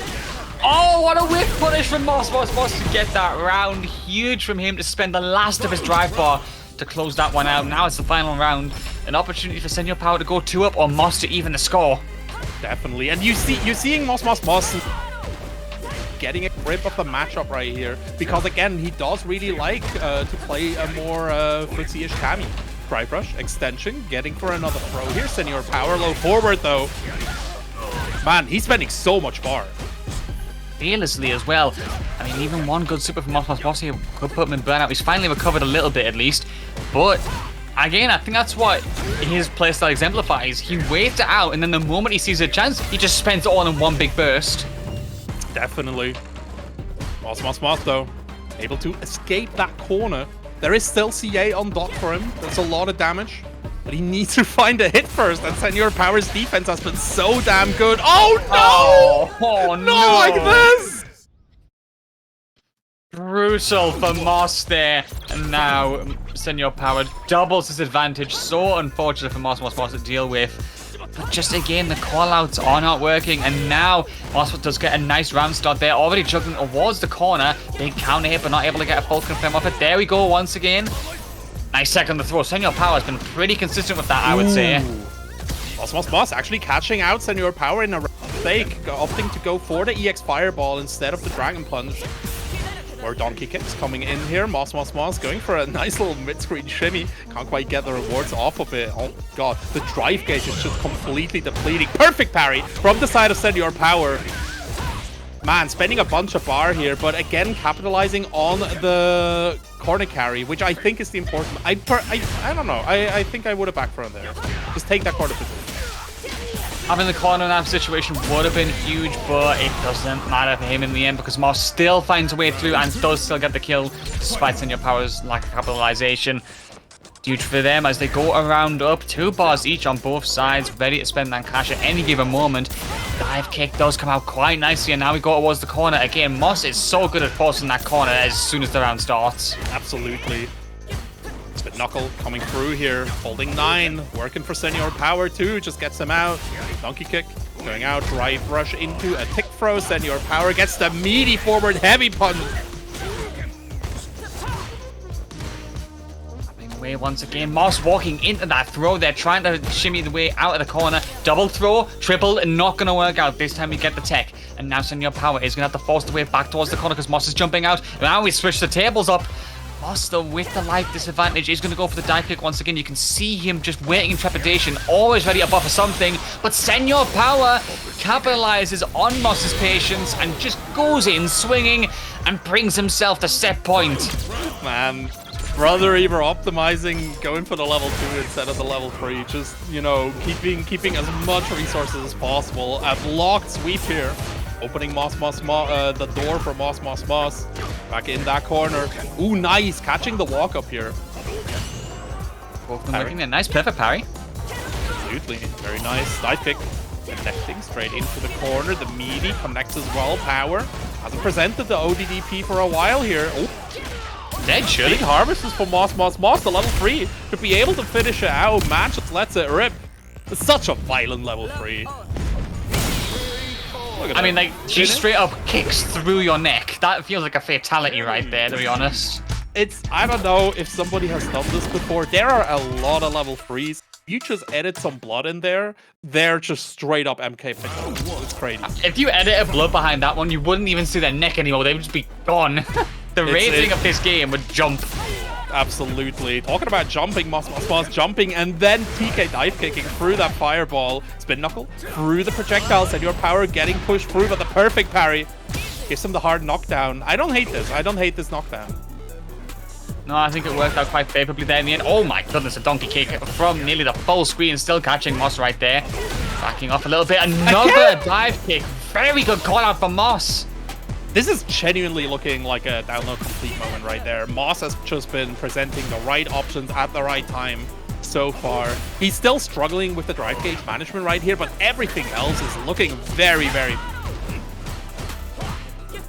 Agreed. Several punish counters now coming out of play, but Senor Power is giving those options. What a there perfect parry. Back throw towards the corner. Nice from Senor Power. And he's got to keep Moss in there somehow.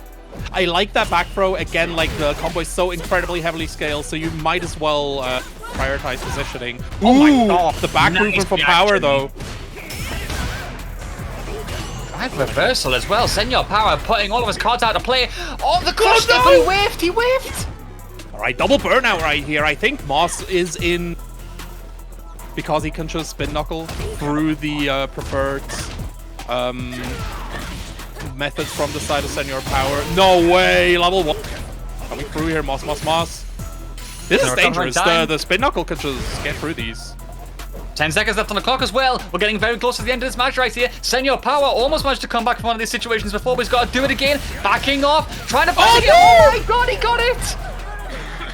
Senor Power able to crack open the can that is mossmossmoss. Clutching out the victory right there.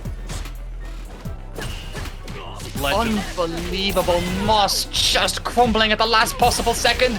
And now Senor Power is going to be the one crumbling here because Moss will spend that level 3 immediately. Already going into critical health territory, I believe, as Moss has to equalize right now. Yeah, and there's not a lot of time right here. Sweet. Gets a side switch here. Gorgeous catch from mossmossmoss. Being aware of the situation. Just catching him on that landing here. No shenanigans. None at all. Very clinical for Moss, which he needs right now to get that second point on the board. Going right back in. Another dive kick working out quite beautifully for Moss. Has been calling out quite a lot. Good tech on the throw there. Cross up into the throw. Senor Power putting some new things onto Moss's mental stack. There it is. Another DP versus the dive kick for back to game 1. Senor Power is closing that gap more and more. Another one. Power drive rushing in to keep Moss in the corner as firmly as possible, just tapping away. You see Moss genuinely baiting Senor Power to the corner. Okay, try me, I will react. Didn't react that time, but now it's finally his turn to press the buttons. Still not going to work out. This is literally a reaction test between these two. They know this is going to end in a reaction. Oh no, the Tatsu! No call out is going to succeed. Oh, the shimmy! There is level 2 on the dock here, trying to go for one final mix. Senor Power needs to watch out here. Another drive rush extending, baiting the DP, the drive kick. Oh, the plus frames from Moss! The frame trap gets eaten up by Senor Power, and we're going to a game 5. This is incredible, sir. It is from the brink of defeat, and 2 opportunities at set point now. Senor Power has been unable to close it out. Moss fighting back with every bit he has in him right now. He is feeling himself, he is feeling those adaptations, and we get the game 5 as a result, Dave. Absolutely. Your Power spacing out these donkey kicks quite nicely here, but Moss not spacing out the spiral out. Power getting another nice little punish. Dragon Punch gets the anti-air kick throw, putting Moss into kill range. The overhead goes through, the shimmy from Power gets in the set point. I think he put up the firewall. No downloads anymore. Not at all. This is just all-out war, because at this point, this is the round that matters. Moss fires back immediately, takes it towards the corner. Beautiful shimmy against that throw, does not work out, and Fury has been saying that in the chat as well. Senor Power have been trying to take every single one of those. It opens the door to those shimmy punish counters, which we saw right there. Huge damage from Moss. Goes for the soft reset, gets the throw. One more of those. Alright, Tech coming through here, back throw, giving Senor Power the corner position. Moss trying to get out there, gorgeous whiff punish, cross up, coming right through here, drive rush extension, CA is available. Senor Power, not going for it though. Tries to get another reversal baited. We haven't seen a single reversal from mossmossmoss, by the way. Like, these cannon spikes have been notably absent from this set. I'm definitely thinking that this is an option that we might see coming in soon. For now, though, very intense footsies being played here. A lot of shimmying. Moss losing some position to throw. Coming in here, Power only needs one more interaction. Drive rush, drive reversal, gets in there, gets blocked, can't get the punish cert. Oh, it's pretty much one touch shot. Oh, he gets the low kicks. Can he confirm that into the drive rush? He can. Senor Power once again at the final moment makes mossmossmoss's defense crack. A simple exchange is what decides it. The two of them going tete-a-tete. A brilliant download from Moss to take that to almost the final round. But in the end, Senor Power just about holds on and does make it through. What a set. Absolute banger right there. Gorgeous set, and Senor Power moving on, leaving another corpse on the floor here. This Ryu, I don't think this Ryu is a pacifist anymore. This man going around claiming tags left and right, but now he gets a little bit time to rest because we're moving into the winner's bracket where Lord Venom and ShadyImposter are staring each other down. Yeah, the two of them have been waiting for quite some time for this one, so I am looking forward to seeing how they finally square off. ShadyImposter, of course, that Dee Jay doing some leaps and bounds before, and as I said, some great movement options could mean that Lord Venom is going to feel a bit swamped and goes quickly to the close range. But it is going to be all about how those tools get used, as you said, Dave. Yeah, absolutely. Lord Venom, together with Broski, I think, is one of the few JPs that I genuinely think is playing the game to maximum capacity, because JP has a lot of great tools close and mid-range, and you could play footsies. It's a bit different than other characters, but I think... stop it. No. Sorry, my cat just decided that she wants... Oh, no. I can see you reaching out to stop as well. Oh. Say hi to the baby. Hello. Say hi to the chat. Oh, hello. Say hi to the chat. What are they called? It's Daenerys. Daenerys. That was before the season final. I'm sorry. We read the book. More cat. The second cat is on my shelf right there. I can see if I can coax her down, but she is a bit shyer for sure. But the other cat always comes down. If I have snacks, she tries to... Absolutely, she really likes Salt here, just like you all love SaltyEU. Watching right now, if you're enjoying the stream, make sure to hit us with that follow and the subscription if you got some disposable income. What you don't need disposable income though for is supporting the players. How can people do that, sir? They can do that by doing !matcherino and following the link provided to them in the chat. It's a very quick sign-in process using Twitch, YouTube, Battle.net, Google, anything you can think of. Chances are it's a sign-in option, and then all you do is click on the shining blue claim code button. 25 cents for free, and all it took you was 30 seconds of your time. Absolutely. Shout out to Zoe, Zenon, and Grodem, who have been claiming codes in the meantime as we're loading into our winners final. ShadyImposter. This is a good on Polska moment if I've ever seen. I was gonna say, yeah, it's Poland versus Poland right here as well. It's a team kill. So unfortunate. I mean, in winners finals, you can accept the team kill. I feel. Yeah, at that point you can be proud because no matter what, you got 2 people in the top 3.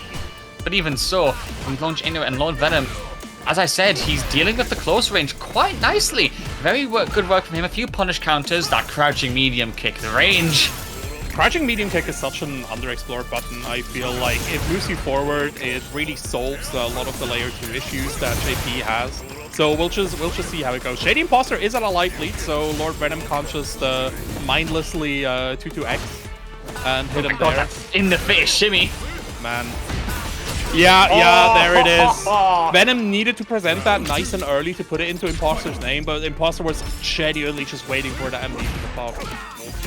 Yeah, very, very nice from ShadyImposter. A beautiful counterplay right there as we keep into it. Block spin now with drive impact, but no follow-up because ShadyImposter was in the parry frame, so recovery not going to work out. Another parry does work out, and we juggle all the way to the corner already. Definitely. Departure getting set here. The Shadow being sent. Tries to go straight for the drive rush into the plus frames. Can't quite get there. Lord Venom taking another stray hit. Air Slasher coming in there. And Venom. Oh no, another! ODM getting baited here. ShadyImposter is on point today. Absolutely. Gonna drive reversal to shut the clone down. Not gonna work out. Nice punish counter. Level 2. Actually, this is really gonna nice. be able to get the combo. Definitely. Goes for level 1 as well. Really wants that burnout. Can't quite get there. Lord Venom, though, with the heavy punch Oki into the full extension. Man is ready. Does not want to drop that first game. Yeah, I think ShadyImposter was looking to take that hit because if he blocked, he may well have been put in burnout. Yep. But this time doesn't have to worry about blocking. He reacts to the drive impact and fires back against Lord Venom, taking it with the corner already. Now has got the pressure on. Nice throw on the parry. Very nice here. Again, the way that ShadyImposter is just presenting different options. I love that so much. ShadyImposter answering the awkward jump-in angle with an air-to-air coming through. Lord Venom, though, gets that standing light punch. Getting him out of there. Shadow going in as well. Goes straight into the Trig Glove. Departure. Window gets him in there, but the flash kick was waiting for you. He was in burnout as well. Checkmate situation. He's actually survived the checkmate situation because the EX projectile was coming for him just as he teleported using Departure. Yep. So he survived one checkmate to get checkmated again. Unfortunate for Lord Venom there as we go into game number 2 there. Very, very good start by ShadyImposter. Another drive rush, getting him closer and closer, which is cool. Goes straight into the low. The drive rushes, Benny exchanged, but ShadyImposter is a little bit better. Lord Venom going for the high-low ghosts in that close range. Very dangerous. There is a good opportunity to do the eye right there, so you can't do that too often. OD Trigger giving us some more time to set up the Departure. Ooh, that's unfortunate. If that picked up, that would have been nice. Oh my god, the amount of trades are happening right now. This is madness. ShadyImposter and Lord Venom both at very low drive gauge. Double interrupt on the Departure setup by ShadyImposter. Very good reactions. But he still gets sent full screen. He's going to have to hold it this time. Get him. Oh my god, that was beautiful. I love it. Very, very nice here. We've seen a lot of windows, so Venom opting to go for that Shadow. Kind of going hard right there. Fake fireball into drive rush for the throw here. Lord Venom just really filling up that mental stack. PP from the side of ShadyImposter though, putting Lord Venom straight to the corner. Yep, the drive rush jump scare from ShadyImposter, shutting down any opportunity for Lord Venom to get those setups going. He's gonna have to hold it this time. But drive rush is underneath and allows the punish count as he crosses up. Lord Venom, that was huge. Oh, blocks that and then no, brother. Shadow. He's dead. He's dead. And that's actually kind of crazy. First of all, he interrupts the super using the Shadow and then gets his own juggle as a result and gets the kill off of that with a level 3. That's the kind of crack this man's JP is. It's really, really nice here. Again, like Lord Venom plays Vampire Saviors and Blazblue. That's the 2 games that I know him from. He was really good in Street Fighter 4 as well, but like Blazblue taught him so incredibly well, capitalizing off of every single hit. Because in that game, like you need to do your best basically to get in there. Talking about doing your best here, ShadyImposter genuinely trying, but Lord Venom just not letting him play. PKO coming through. Yeah, I feel like Lord Venom took that one personally from before. Now that he's equalized things, he wants to start pressing on. Nice usage of the OD trade lab there to get the interrupt on the projectile. Actually manages to power through from ShadyImposter. No, the small shimmy. That is not going to work out. He's in Imposter's head right now. Cross up coming through, the low connecting, but no combo right afterwards. Lord Venom getting hit by the overhead as well. ShadyImposter starting the game. He's starting to believe ShadyImposter puts himself into burnout. This is a huge opportunity for Lord Venom. Trying to go for the OD trade lab. Still catches him at least once. Oh, it's checkmate. Yeah, level 2 coming through as well here. Yeah, just extend it with the OD. As for the overhead, no detonation. The jump in is here though. More chip damage coming through. Lord Venom putting himself into his own burnout, and again just going for the window. The shimmy right after ShadyImposter getting his ankles pulverized. 2 shimmies in a row, ridiculous from Lord Venom. And Silver, yeah, July 24th when this fighting pass ends, I believe. Yeah, July 24th is Rashid. Rashido, you will be here with us soon. We'll see. They'll never create another banger like a Street Fighter 5 theme, but it's quite nice. Being able to set up the departure before the Fireball War starts basically is just very beneficial to Venom. Trigglove coming through here, tries to go for the double swipes. Yeah, catching the drive rush again with that shadow. And yeah, ShadyImposter is stuck in baby jail at the moment. You're not getting to play the game. Actually, hold up. Nice reaction. He's got 2 bars ready to go as well. Just spends the OD instead. I really like that from ShadyImposter. A simple reaction paying such dividends because Lord Venom got caught out in the end, got a little bit too flustered in the close range. Now he launches back in though and immediately fires back. Absolutely. Simple combo from Imposter, getting a lot of corner carry. Gets the Oki set up as well with the kicks. But the drive rush, crouching medium kick for Lord Venom. Very, very nice. Wants to drain these resources on Shady. Breaks her. Now it's time to suffer. Yeah. Oh, nice sway there. But then the throw still comes out regardless. And he's in burnout. This is going to be so rough. Oh. Okay, I like the idea, right? Evade the checkmate fireball. Don't get chipped out and then like play the game from there. But Venom he was too close. But it was a nice set. Yeah, it just feels bad after managing to perfectly read through the clone. You get hit by the tip of his king. Like, right, I'll die now. Alright. Simple setup coming through. Oh, extending with the drive rush here. Level 2, he got rid of the baby. That kills, right? I'm lying. I genuinely thought it killed, but like the scaling is just so huge. Like the 50% modifier on the PP. Really cool. Parries we're seeing going back and forth here. They're playing a really patient projectile game because ShadyImposter very clearly wants to catch him out using the projectile to get that kill. Nice tech on the throw there, jump over the drive rush. Drive reversal, one single tap. There we go. The throw does catch Lord Venom out. And it's 2-2. We've got a game 5 in winners finals, Dave. It's really, really nice here. Lord Venom needs to tie this down as fast as possible because otherwise we're gonna make that comeback. Throw coming, tech coming in here. EX Trigglove gets him in there, and again these fake fireballs so nice at baiting out the parries at full screen. Yep, ShadyImposter having to hold that as much as possible. Nice perfect parry there, but it doesn't matter anything. But the flash kick does. Calls Lord Venom out and puts him towards the corner again. EX clone just to shut down the projectile game, whose ShadyImposter is actually getting a bit close to burnout right now. Finally finds a way to recover. If you want to be a bastard in these situations, by the way, you start sending out the OD embrace, like the command grab, because it still cuts through both of the fireballs while like giving huge reward. But Lord Venom is smarter than that because a person like ShadyImposter will just jump it, and then you've burned through some gauge right there. Ooh! Okay, hold up. Speaking of Embrace, come to think of it, I don't think Lord Venom's landed Embrace once this whole set, has he? Absolutely. Oh, there it is. I told you. And there we go. But the land it again. So unfortunate. Spending on the level 2, he actually finds the hit. This could be actually way closer. He did a cheeky soft reset into the command grab. I love and I hate it. That was so good, Lord Venom. A pixel. You only need 1 life to win a game of Street Fighter 6. That was ridiculous. The soft reset into the command grab, then the checkmate resulting from the burnout after that. Lord Venom does not play for his food and he puts himself to set point right now, but ShadyImposter, what a bait!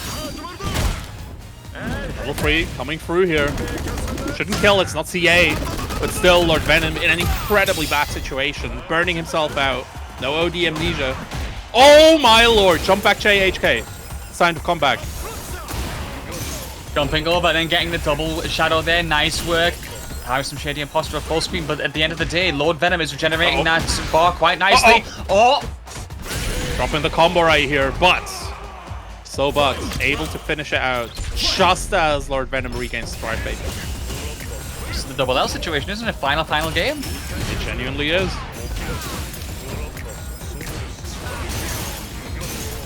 OD Trigger Love getting comboed right here. Lord Venom is ready to capitalize. +1.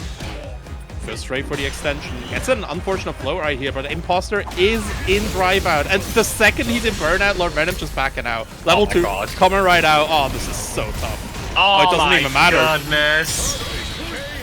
And he spends it on a perfect KO. The checkmate was just so unbelievably strong from Lord Venom there. The moment he saw a knockdown and burnout, you've just got to spend the level 2. It makes the perfect sense for the JP player there to do that. But in the end, ShadyImposter will, as a result, get knocked down to the loser's bracket. Lord Venom now waiting in the grand final, as we have to now make our switch back over to those final 2 games of loser's side. Definitely, and it's going to be MZA against Senor Power to see who gets to challenge the shadiest of imposters. Big shoutouts to Mao's side and Power for claiming coupons. There's only 4 opportunities left to grab these coupons, so make sure to grab them before they are gone to contribute to the prize pool.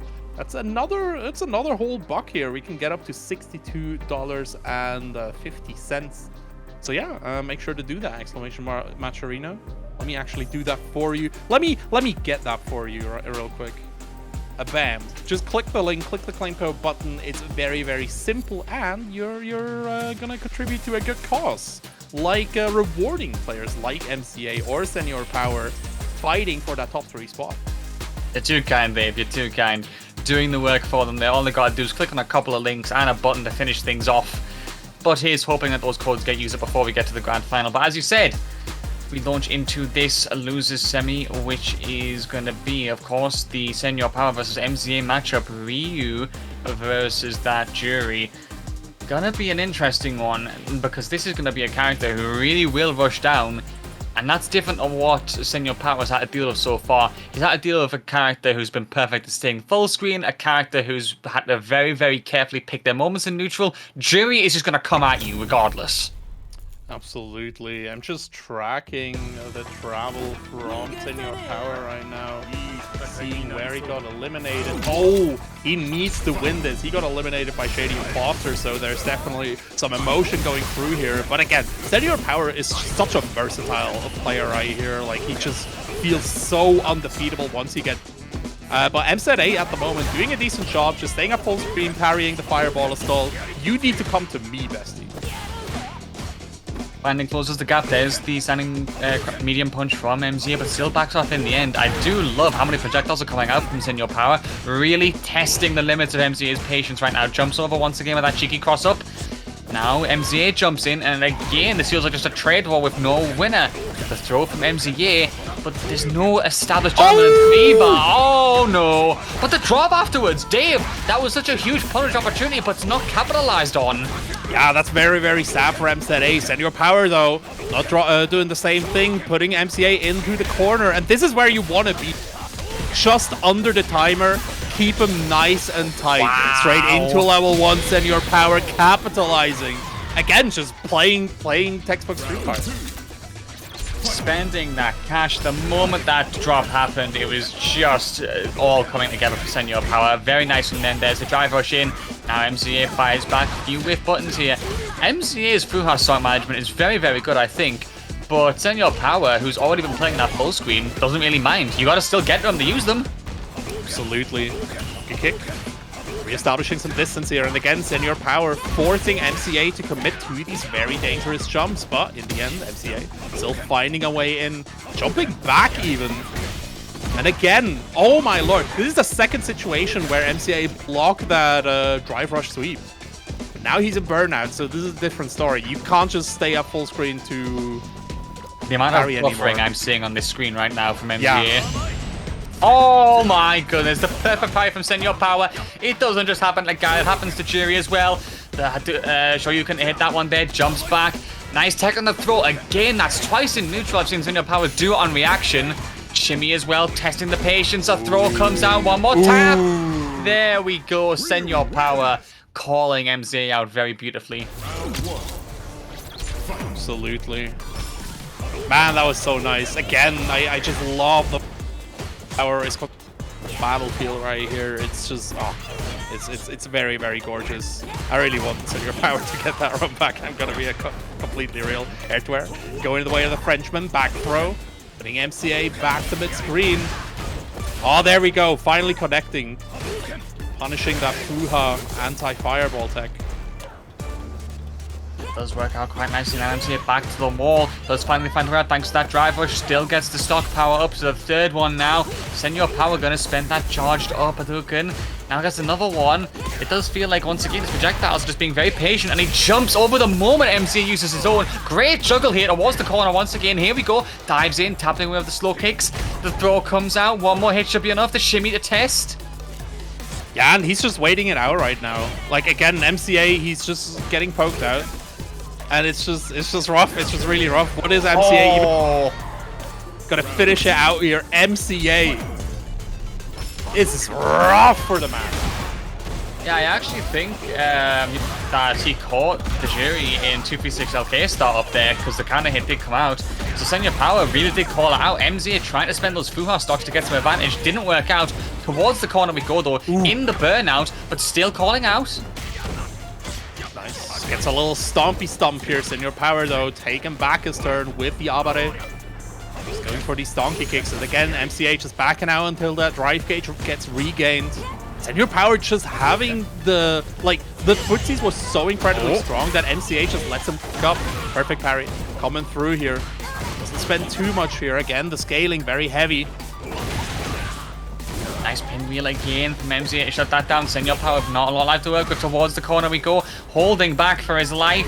But that throw is going to come out. Holding back is not enough of a cue against that.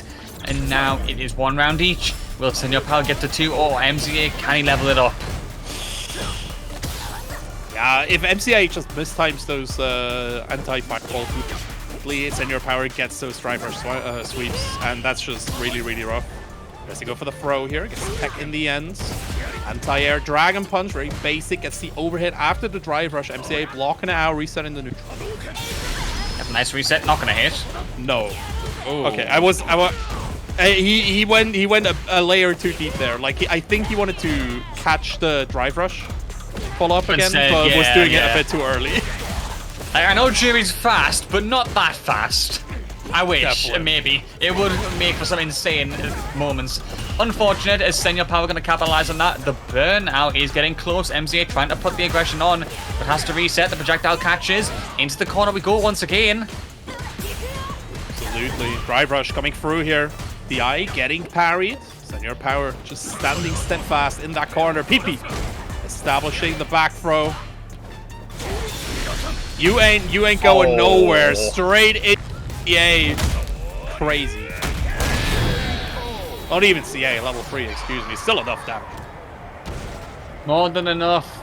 But again, very unfortunate situation there. A bit of chat insight, which is probably right, actually, that this could have been an unfortunate case of the input reader catching MZA out with that level 3. A big mistake that proved to be fatally costly because now Senor Power getting close to closing this one out. Definitely. Drive rush throw. into the donkey kick here. MCA at least getting a punish counter there. You need to space these. Like, they're not free. Senor Power has been spacing them really nicely. Wake up ODDP. Getting Senor Power a little bit of air to breathe, and that's all he needs. Oh, perfect parry again. That's going to be a free punish counter to take us very close towards the corner as well. MZA is actually going to get swept to shut that down. And a back throw to maintain the corner. Senor Power, the read on the pinwheel as well. The reversal does not come out successfully. And now it's set point. Senor Power just looking undefeatable right now. Pressing poke here with these crouch and medium kicks. Donkey kick. Coming right through again. MCA just cannot get in on this man. It all does get a drive push that does execute successfully though, so that is a nice change of pace. Take on the throw again. Senor Power's throw attacks across every game I've had him on stream have been fairly consistent, I will say. And then throws MCA right back as well. Taste your medicine. For another drive rush right there. Oh. Yeah, no, you can't test that. It's too high level. Like, it was a cute idea, but I don't think the mental stack is that full. Jumping with the drive rush here. There is level 3 behind all of these hits. Be able to finish this out. Will he finish his plays? Doesn't look like it. Senor Power has an opportunity to take it back, but MCA's greed rewarded once again. He really likes holding on to the part. Yeah, that's twice we've actually had MCA do that on stream. This is both times being successful though. Senor Power though is immediately going to take the advantage by going for the Tatsu to take the corner. Throw tech from MCA though, but this is still risky territory. A big punish counter incoming for that damage. Definitely. Senor Power will look for this final opportunity here. Level 3 getting ripped out from MCA. Be able to get him close to burnout. Oh my god. That was the only option that didn't put him into burnout. That's crazy. Took it successfully in no level way. 3. Yo, surely not. No, okay. All right. A pixel on MCA's side is all that is left standing for him to mount this comeback. Senor Power in burnout though. MCA doesn't really have the life to capitalize. He just walks up and does the overhead and it works. And again, this is the respect that Senor Power has established with his immaculate footsies here, because walking up on somebody like MCA is no small matter. Being able to get that game-winning overhead, gorgeous, very, very gorgeous conclusion. Yep, and now we can launch right into that losers final after a brilliant losers semi-final. MCA unfortunately not able to close it out. Senor Power's gameplay with that Ryu shocking us all in the right ways, I think. Now having to go against ShadyImposter, the DJ. Interesting there, I think. Gonna have quite a few projectile wars, I would say, given their playstyles, Dave. Yeah, absolutely. We'll see how this goes. Because, again, I think Senor Power is just such a well-rounded player here, coming from Street Fighter 4, just bringing so many fundamentals with him, that he will be able to deal with this. In the Fireball Wars, ShadyImposter definitely has the advantage right here, because a double-hitting non-OD Fireball is huge. It does effectively nullify the Hadouken unless it goes for OD every time, so... It wins against it too, that's the big thing, right? Like, it doesn't just nullify it, it straight up wins the trade. Very true. So effectively, if Senor Power wants to win this neutral war, he's going to have to spend so much drive bar every single game. Forget it, Tech. Bro. Sometimes taking the hit is the optimal, Dave. Sometimes it genuinely is. Dry Rush getting checked to get a bow on that final round here. Another check here. Using the Denshin straight into the Drive Rush extension from the side of Senor Power. ShadyImposter, yeah, he's being forced to approach and then just gets his approach check. This is crazy. This is exactly what he did to ISDD as well. Perfect parry into jab tech. And check, sorry, and a caught him every time. The crush stay in a level 3. Again, I think this is the exact same health that Juri was on, so a live for Pixel. But, yeah, oh my god, Senor Power. You got the pattern recognition down. Senor Power again. Oh, back throw. This might be something huge for ShadyImposter. Gets the first Oki right there. There is still burnout. Katu for the approach. Senor Power just, oh my lord. Gonna finish it out. Hit him. single gap is all it needs. Senor Power to find a way through, getting a point on the board already as we continue onwards. We'll see how it goes. Again, as a reminder, ShadyImposter has been the person that put Senor Power into the shark pit, and now we are in Senor Power's region. So he wants that revenge and he wants it back. Air Slasher coming through here, but you can jump over it on that distance. Again, Senor Power just plays such nice support. Yeah.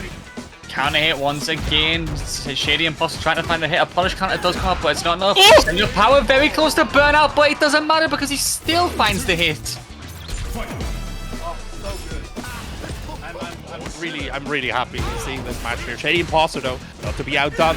Drive rush straight into the back sway. Air to air, get him down on that floor, baby. Oh, that was nasty. Hold up.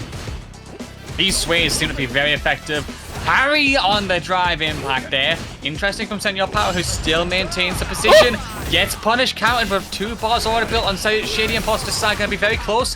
Has to hold that fireball wall loss because of the properties. Puts himself into burnout as well. This is such a tough round. Jumps over it.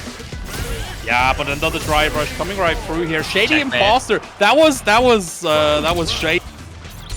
He had 2 opportunities to cash out. Didn't use that bar. No way! No freaking way! Level interrupting the drive rush approach right here. Senor Power. Just returning in kind. This is so funny that the damage is almost the same, but Imposter spent 2 bars for it. Yep, unfortunate there. Could have had even more capitalization beforehand, but the fact you did it raw was commendable. That was, yeah, it was in reaction to like the dash up, right? But yeah. Still, it's crazy that Imposter was just like, all right, I'm gonna cash out. Did actually kind of work favorably. He still has the life advantage, and he's forced Senor Power into burnout again. Self-imposed burnout on ShadyImposter's side though. And it looks like Senor Power's recovering much quicker. This is huge for him. Nice job, he's doing it again. Bing, bing, bing. Not enough. We got rhythm. Oh, it is actually the follow-up hit, of course, because he got all of the rhythm hits successfully. ShadyImposter, a very quick 1-1. Wow, the 2 of them going back and forth, and I do feel like ShadyImposter, out of all the players who've gone against Senor Power, is the one who's putting him in burnout the most consistently. Yeah, absolutely. And like again, Senor Power has just been managing his resources so nicely, or been using a lot of the parry right here. So ShadyImposter being able to putting into burnout really speaks loads for him. Feint into the throw. Senor Power needs to deal with this. A lot of neutral jumps coming in here, afraid of the DI. Okay. Oh, nice punish counter, get some distance. Senor Power desperately needs the fireball. It's just so important against Ryu because you get great confirms regardless of who the character is, but especially shooting his fireballs, as you said, not a lot of options in the full screen game. Again! EX Fireball cutting through these Hadokens right now. Back throw though, Senor Power gets a position, but doesn't quite have the reactions anymore to deal with ShadyImposters. A thing we haven't talked about yet, right? Like Senor Power is playing a very, very precise, very clinical play style that uses a lot of brain power. And he has been fighting through a lot of the Shark Pit tonight, so there might be some fatigue on the docket as well. Entirely possible because he's had to have an insane losers bracket run. I mean, he is getting towards the end of it, but he's still got a mountain decline even on the winner's side as well. Oh my goodness me, what a shimmy interrupt, and he does build the 3rd bar, and he does spend it. This time, I actually think... That should kill it. Yes? Oh my goodness, he actually does. Has to spend it all. But what an optimal confirm after that shimmy from Senor Power. Absolutely. Finish your plate. You can just keep going. Drive rush, getting interrupted here. The sweet trade. The EX Fireball's traded as well. Senor Power. In the end, getting a little low here. PP coming up for ShadyImposter. The throw is going to be all that's going to go to it. No matter though. Oh, hold up. Reversal meets reversal here. As now Senor Power goes to those parries once again. ShadyImposter is happy to back off a little bit. He's making Senor Power desperately come to him right now. I like this. Look at all his backwards movement, and it's still working out. Ah, it's really nice here. Oh, Senor Power getting a nice little punish counter. That sway was very nice. And that move is just really cool. I think I like it a lot. Man, the footsie's going on right now. Power eating a lot of space, but Imposter in the end still finding the opening. All right, level 3 coming through.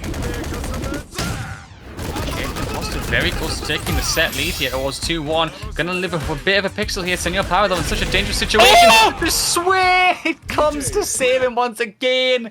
The whiffed attempt from the Ryu there. And ShadyImposter says a firm no to that. Beautiful sway, and he takes the lead. Man. Absolutely crazy. I can't say that. I can't say that enough.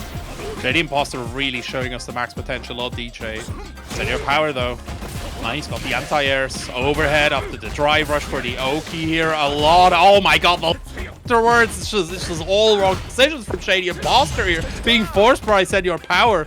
PP into the throw though. Should be able to give him back some control. I don't think Senor Power should be doing Hadouken at close range like that because ShadyImposter can just straight up beat him by doing so. Definitely.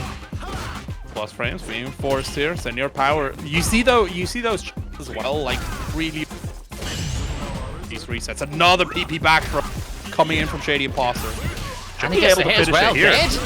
Yeah.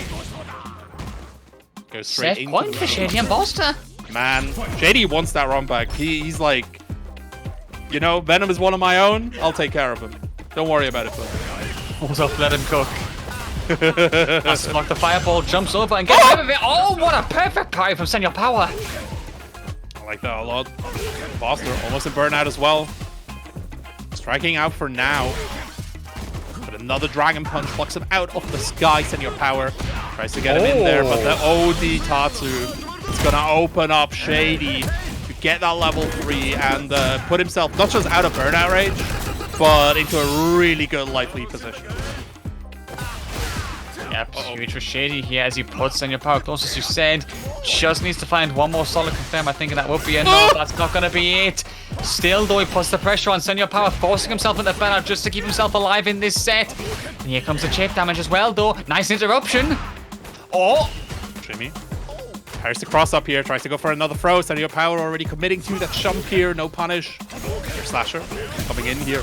The feint going out. Oh my god, the anti-air. Tries to go for a chip out here, couldn't quite get it. Hold up! He was so close, a literal pixel stood between him and getting that run back in grand finals. But nope, this set continues onwards, Dave. Nah, this is absolutely goofy. Dragon Punch gets him out of there. ShadyImposter needs to find another way in. Air slashers gonna be the choice for now. Senor Power with these neutral chumps trying to call out some of these drive rushes. Bro, hold up.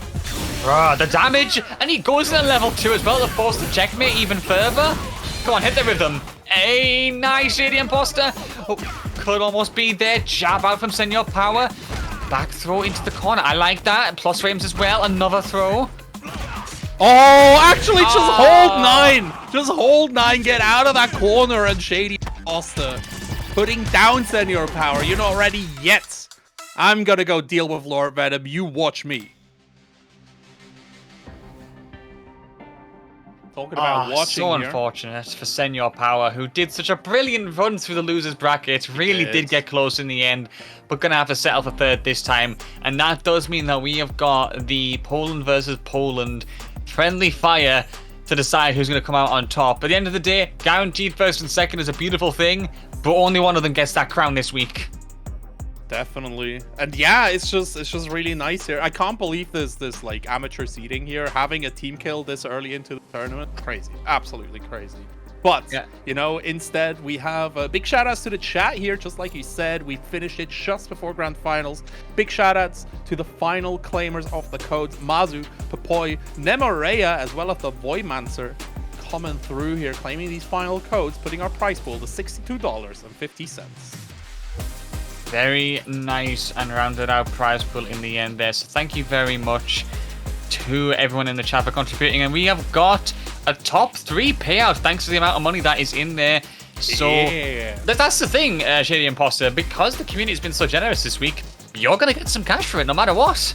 Absolutely. Starting at $60, we got the top 3 payout. So, you know, Senor Power definitely getting something for their troubles. But first, you need to see you gets to take home the big cut Grand finals coming right up here. Lord Venom sitting on his throne of crystal and tears, while ShadyImposter coming back here, ready to deal with him. The winners finals match was incredibly close, I feel. Towards the end, Lord Venom got a good hold onto the matchup, but ShadyImposter has what it takes to take down the demon of Europe at the moment.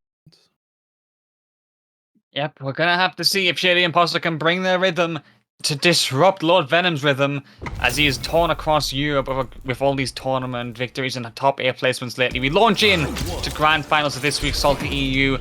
Lord Venom versus ShadyImposter, the run back, and the Poland versus Poland matchup to decide first and second place respectively. Absolutely. ShadyImposter establishing the dominance with these air slashers right here. But right rush getting stopped right now. Then the flash kick from ShadyImposter, getting him out of here. Firing the cross up right now, but that drive gauge is running down.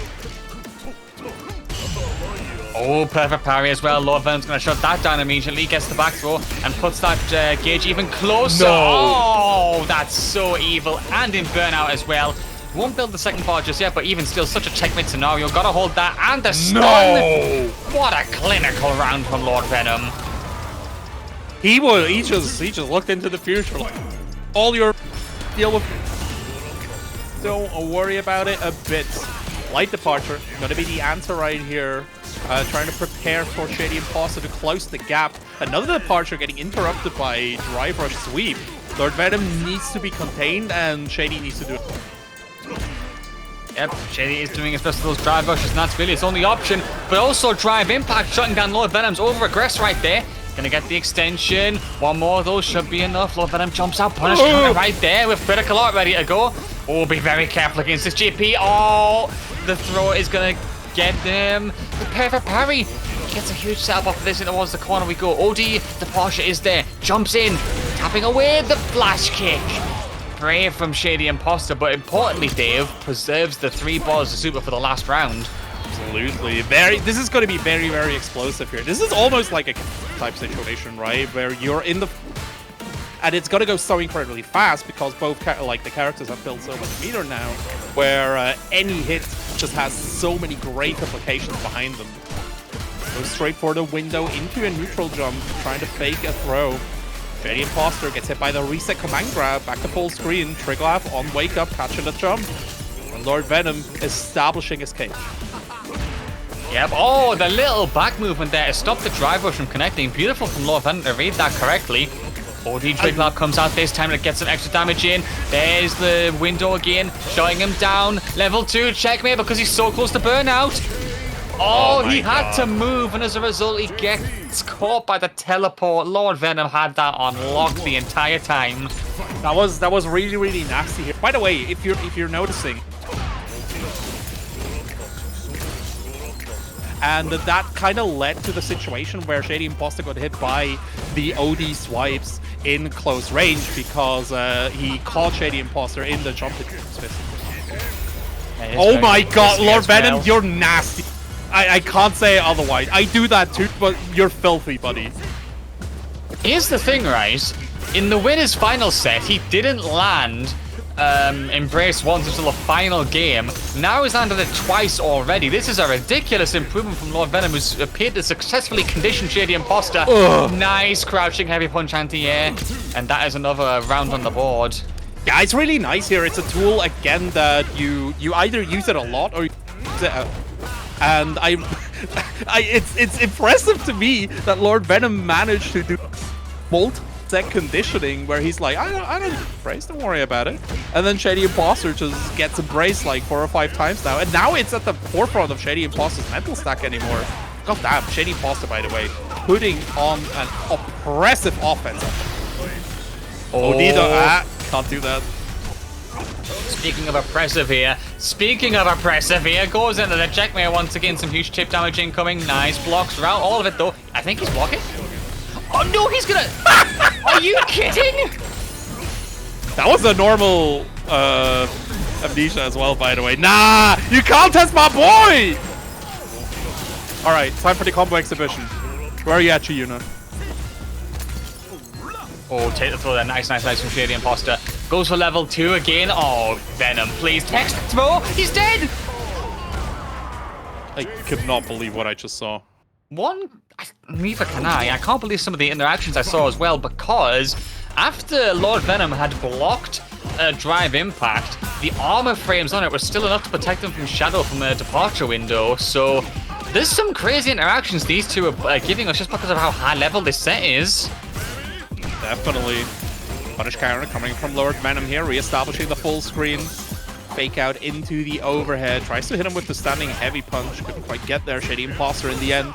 Still closing the gap. Lord Venom, though, again with that close range prowess. Going in here. Getting a little bit too secure in himself. By the flash kick. One more hit. Gonna do it. Oh, the attempted tech. Shady. Faking the fake tech. Damn. We're like 5 layers deep right now. The iceberg of throw techs. Somebody do the Protect iceberg, actually. That sounds like funny content.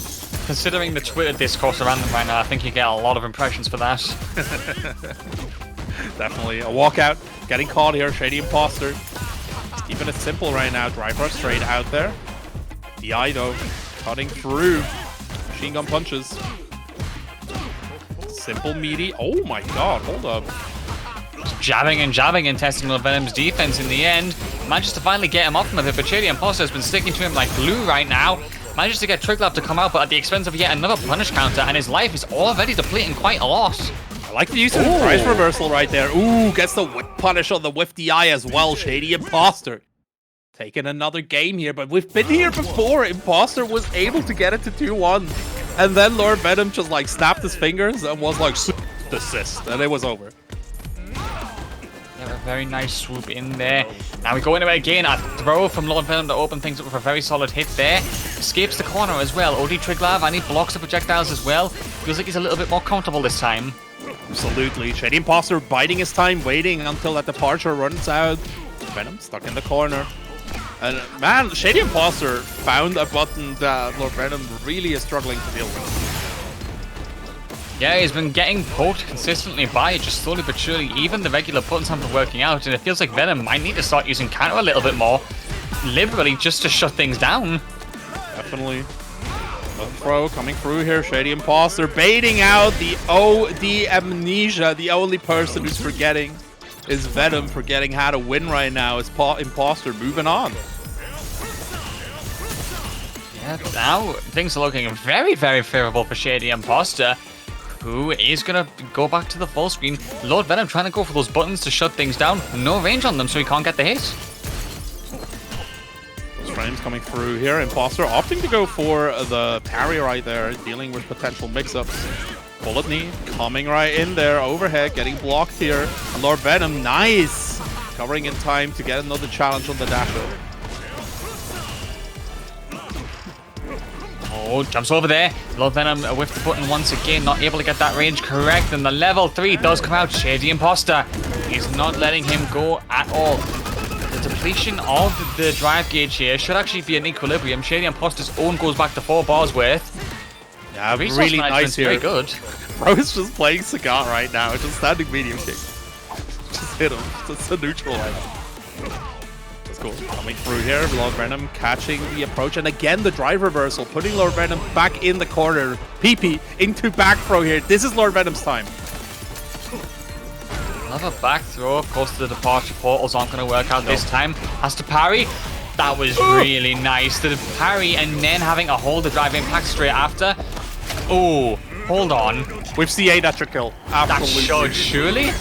Yeah, 99%. Somebody sent this to Stage Up. He said, hey, we got it. Set point. Tournament point, as a matter of fact, Dave. Absolutely, Lord Venom wrestling this back. Goody departure, very nice. Wow, what a punish counter. That was kind of nasty, I won't lie, ShadyImposter. Equalizing the life count, the throw coming through, second one as well. Lord Venom needs to deal with this, jumping out, able to get the position that he wants, just jumping back, but ShadyImposter eating back up the space.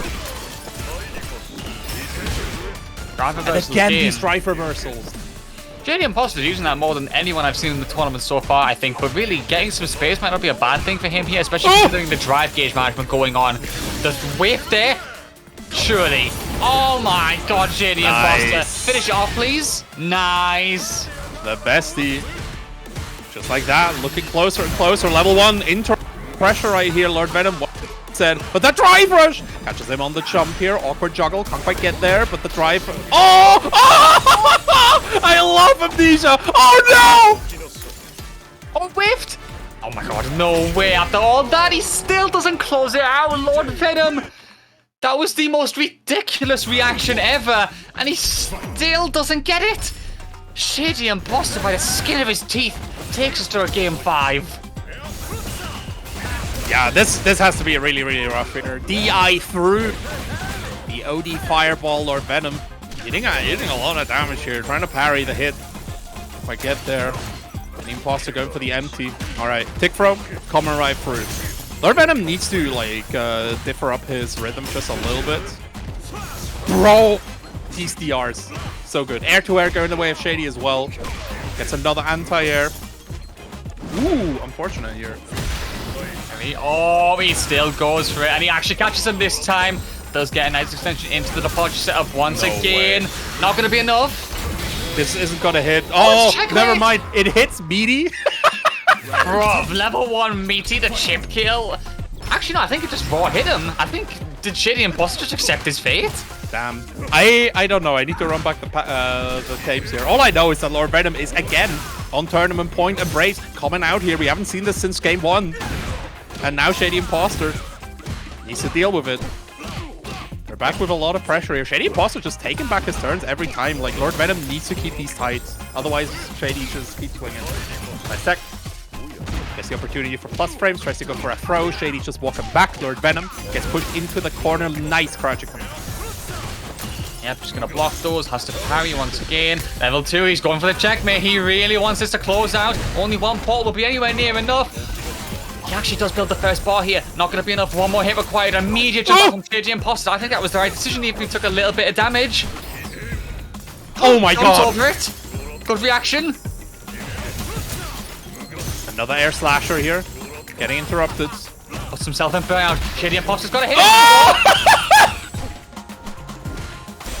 This move is so cool, bro. DI coming in. Lord Venom just walking back. What? No, not like this. Come on. Wait, what happened? Wait, it happened at exactly on the hour.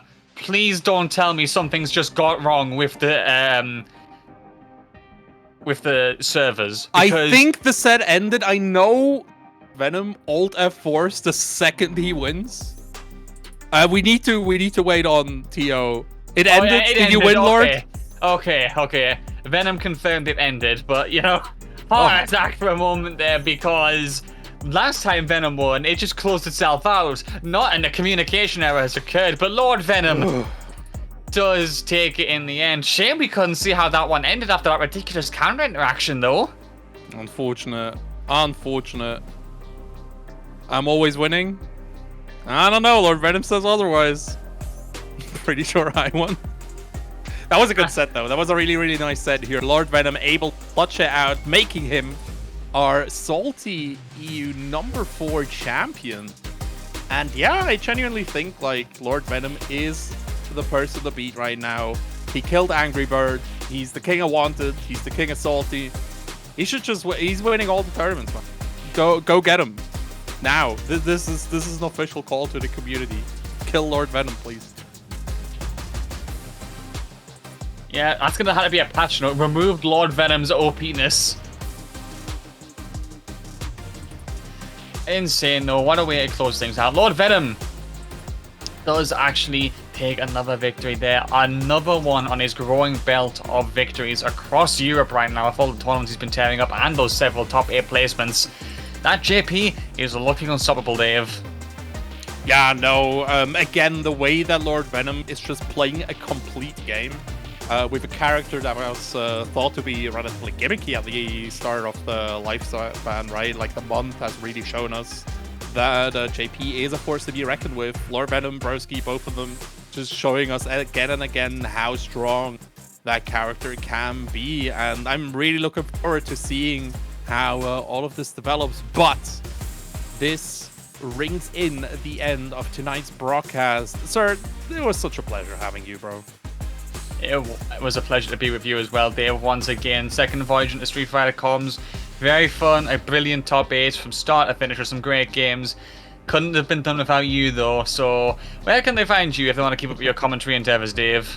You know, if you enjoyed the Just Dave experience, make sure to follow me on Twitter as long as that website is back. Follow me on Twitch as well. I'm on vacation, so I will be streaming a lot more. Mostly doing set reviews, probably looking over my commentary, seeing how to improve. Other than that, end of the month, you can see me at the Reset, the big major in Switzerland. Make sure to sign up if you're close by to that. But yeah, that's about it from me.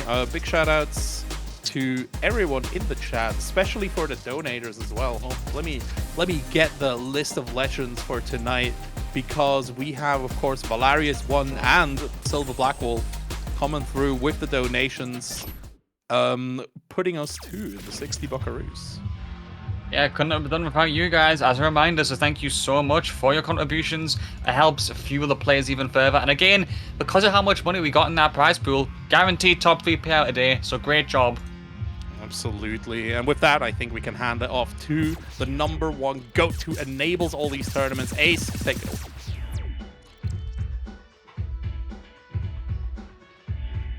Wait, I forgot to download the image. One sec. Oh my god, Guilty Gear Strive jump scare.